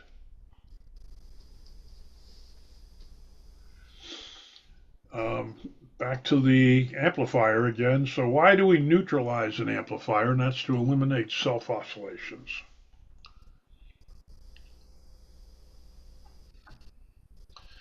Okay, we covered all these different amplifiers. Well, we covered A and C. So the highest efficiency is class C. And on the other hand, in a class A amplifier, what percentage of the time does the amplifying device conduct? And it's all the time. We calculate the efficiency of an RF amplifier by dividing the RF output by the DC input power.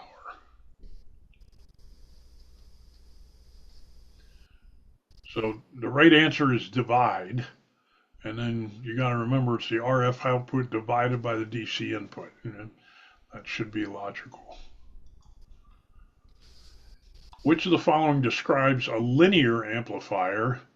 And this is an amplifier in which the output preserves the input waveform. So an ideal perfect amplifier, the waveform coming out looks exactly like what went in. None of these other things is that.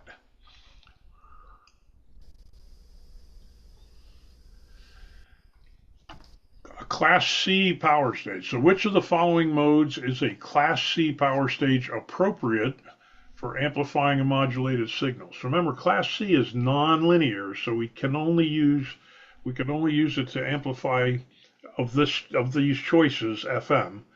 Not on the list would be CW also, but if you run SSB or AM through a nonlinear amplifier, it'll distort everything. You lose all, basically, it won't work. FM, you don't care about the waveform because the amplitude is constant. Okay, so inside of a transmitter, we're going to generate sidebands from a balanced modulator, but we have to pick which one we want, the upper or the lower, and we do that with a filter. What output is produced by a balanced modulator? That gives you the double sideband modulated RF. We go back to the previous question and we pick which sideband with a filter. Which of the following is an effect of overmodulation? And that gives you excessive bandwidth.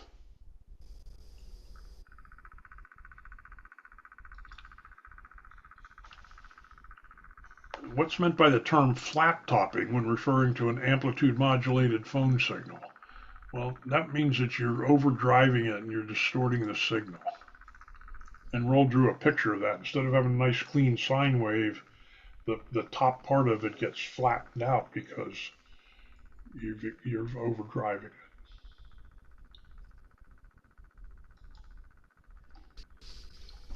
The modulation envelope of an AM signal. This was trickily worded. So it's the waveform created by connecting the peak values of the modulated signal. So the envelope, the carrier is just the RF. The peaks of that carrier form this envelope. And it's not spurious and it's not bandwidth. Okay, here's the FM bandwidth question. So the bandwidth would be the deviation plus the modulating frequency, which would be 8, and then it's both sides of the carrier, so you double it. So the answer is 16.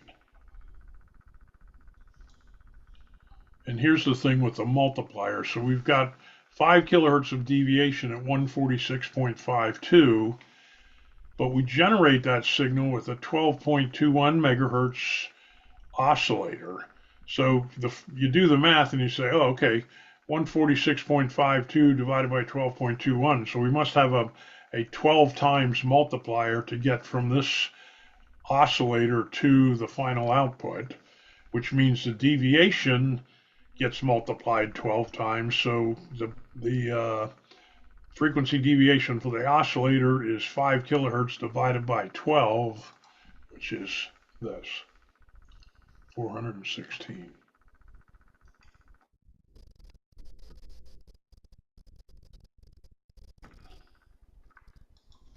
Anybody left? Thank you all for staying.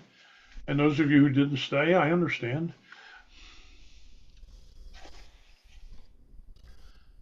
That's the what do you call it, QST this month? Oh, yeah, that's me. I didn't realize that was mine. You say, hey, who put the nice Christmas card up? That's the magazine cover. All right, guys, we will see you next Thursday. Finish up receivers, I guess, right? Yeah. Cool. All righty then. Have a good night, all.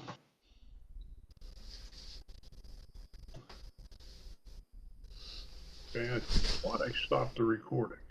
So don't forget, I sent you an email with thank you for the applause.